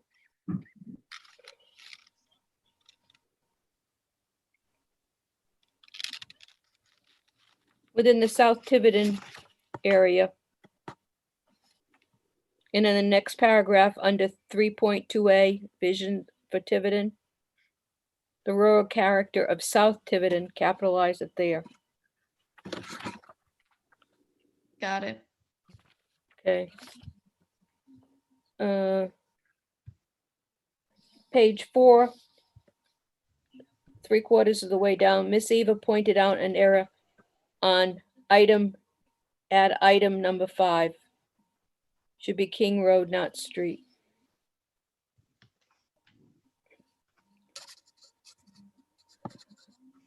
And then the last paragraph above item 3, capitalize conditional preliminary plan.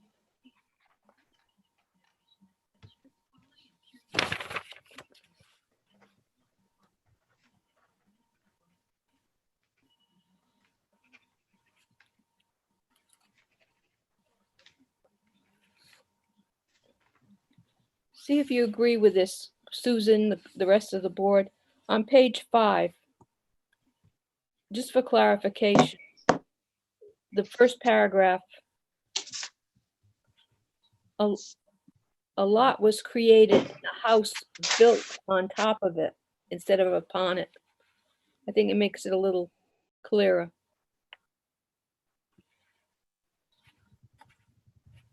And it was also asked if this action did not negate the plan.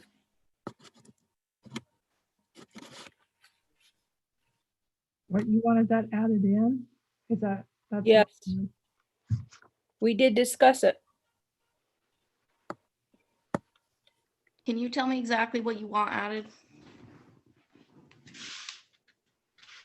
Insert after, as shown by the approved plan, a new sentence. It was asked if this action did not negate the plan.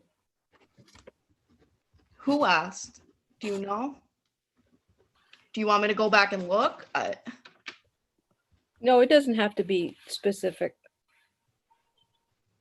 I think it was a couple people asked, once it was asked.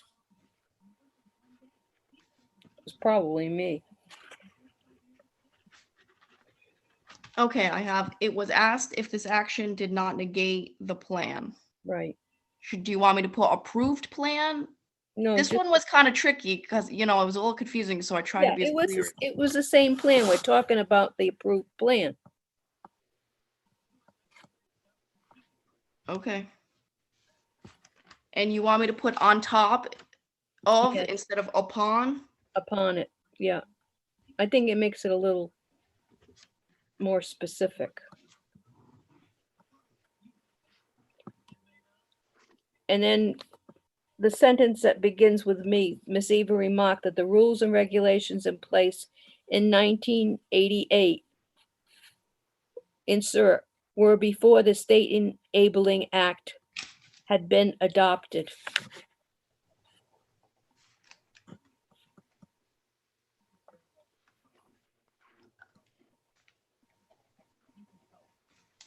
I'm sorry, can you say that again? Ms. Eva remarked that the rules and regulations in place in 1988 insert were before the State Enabling Act had been adopted and have since been revised. State Enabling Act, before the State Enabling Act was adopted, Had been adopted and have since been revised. Okay, thank you. You're welcome. And then the next sentence, she opined that the third page of the recorded plan, the phase plan, should never have been submitted for recording. It looked like a work plan.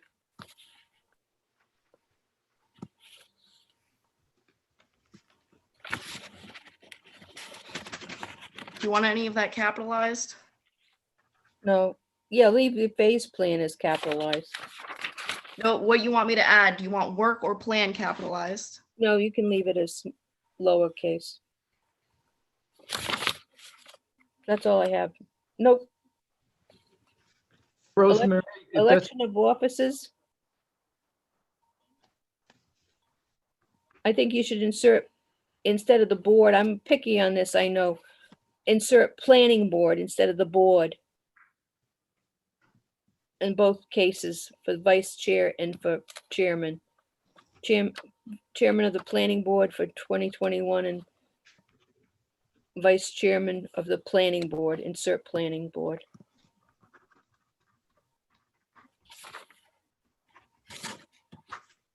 I'm done, thank you. thanks, Rosemary. So I'd like to amend my motion. I just wondering, we only have 4 people here to vote. So Mike, I know last time we had to hold off. Do we have to hold off on voting on this or can we vote on them? We only have 4 people. You don't have a quorum, so you can't vote on it. Okay, so Tara, could you make all those changes and then we can review it and then vote on it at the next meeting? Will do. Thank So, you. thank you, Tara. I'm glad you're doing that, not me. It'd be a real mess if I were doing the minutes. Yes, it would. Steve. Okay. Okay, review of past sureties, recommendations to town council and possible vote, gravel bonds, fund 500. Mike? Pass. Ha, what? Did you say ha or pass? Pass. Pass? Yes. How many times can you pass? Many times. I'm gonna get more for you, you know. I'm gonna have more for you next month. Okay. Vice Chairman update. Oh, land development and subdivision regulation amendments. I think we're gonna postpone that till next month, right? When we do the subdivision regulations. Was that what we agreed on or what was agreed upon, Jennifer? Mike, yes. Yes? Okay, Mike had said. all right, that'll be. Because it's a topic of your public hearing, you Right. shouldn't be talking about it without. Okay, so the last item, D, is Planning Board 101 presentation. Is anybody up for that? I think the presenter is not. So. I know, I'm pretty bug-eyed, so I think we kind of went through the ringer tonight. Do you want to do a special meeting of a presentation, or do you? That's up to the board. We're probably going to have to do that. I'm almost thinking if we get to the point where we do subdivision regulations, maybe we can combine that with subdivision regulations as a special meeting. You know, because next month we're trying to get organized to get some more of the subdivision regs together as part of the, whether we have to re-advertise or whatever to try and tackle a few of those. Sure. So maybe we can, you know, do that as special meeting. That way, yeah, that way, you know, like Joe and Mike and I mean, like Rick and those, the extra people don't have to attend as well. It's more of a work meeting for us. So I think we can, it can be, it's a TBD. How's that, to be determined? I mean, I still think it would have value to do it. I definitely agree in your handout. I just, yeah, that's why we can't do that kind of stuff at the end of a meeting like this. Well, I mean, I'm tired. Yeah. If I'm tired, I know you guys are really tired. I run on nervous energy, and then my thing froze tonight, so it got worse for a while. Let's see. You're agreeable to putting on the March agenda update of the land development and subdivision regulations, so we can at least, if not finish that process, at least continue that process in March. Right, that was continued to the March agenda. Right, yeah, we continued the public hearing. You talk about the check. Yeah, so let's make sure that gets advertised to everybody's satisfaction, and so that we can actually go ahead and actually do something, because we keep postponing and delaying, having little glitches. We just kick that can down the road month after month after month. And if we could just finish the update of our subdivision regs, then we can get on with some really important items in the zoning to give ourselves the tools we need to guide development the way we'd like to see it guided. So, right. There's always things to do. Okay. Sure. So, all right, thank you, Stu. Yep, we'll get on that. All right, so do we have, so our next meeting will be March 2nd, Tuesday, March 2nd. We're not going to meet again this month. I think we should consider this special meeting in March. I mean, you guys should start thinking about that. I mean, that would be certainly very agreeable to a second meeting in March where we could do some of the housekeeping for us. Yeah, that'd be March 16th. So if people want to start putting that in their cap as a working meeting, hopefully we can do that. All right. Yeah, and you guys can let us know. I mean, Tara, maybe what you could do is send out an email to people and just see if people are going to be available March 16th for a second meeting. They'll be to discuss probably subdivision regulations and Jennifer's topic, and then see how many people respond. That way we can count on it and plan for it. How's that? I'll tell you right now, I'm available for it, so I won't forget. Okay. All right, so we'll do that. We'll send out email reminder, and everybody can check their calendars and make sure they're available for a more of a working type of meeting. We can get some of this stuff hopefully covered. All right, so do we have a motion? What time is it? Jeez. I'll make a motion at 9:54 to adjourn. 54, geez, we beat the 10 o'clock. Okay,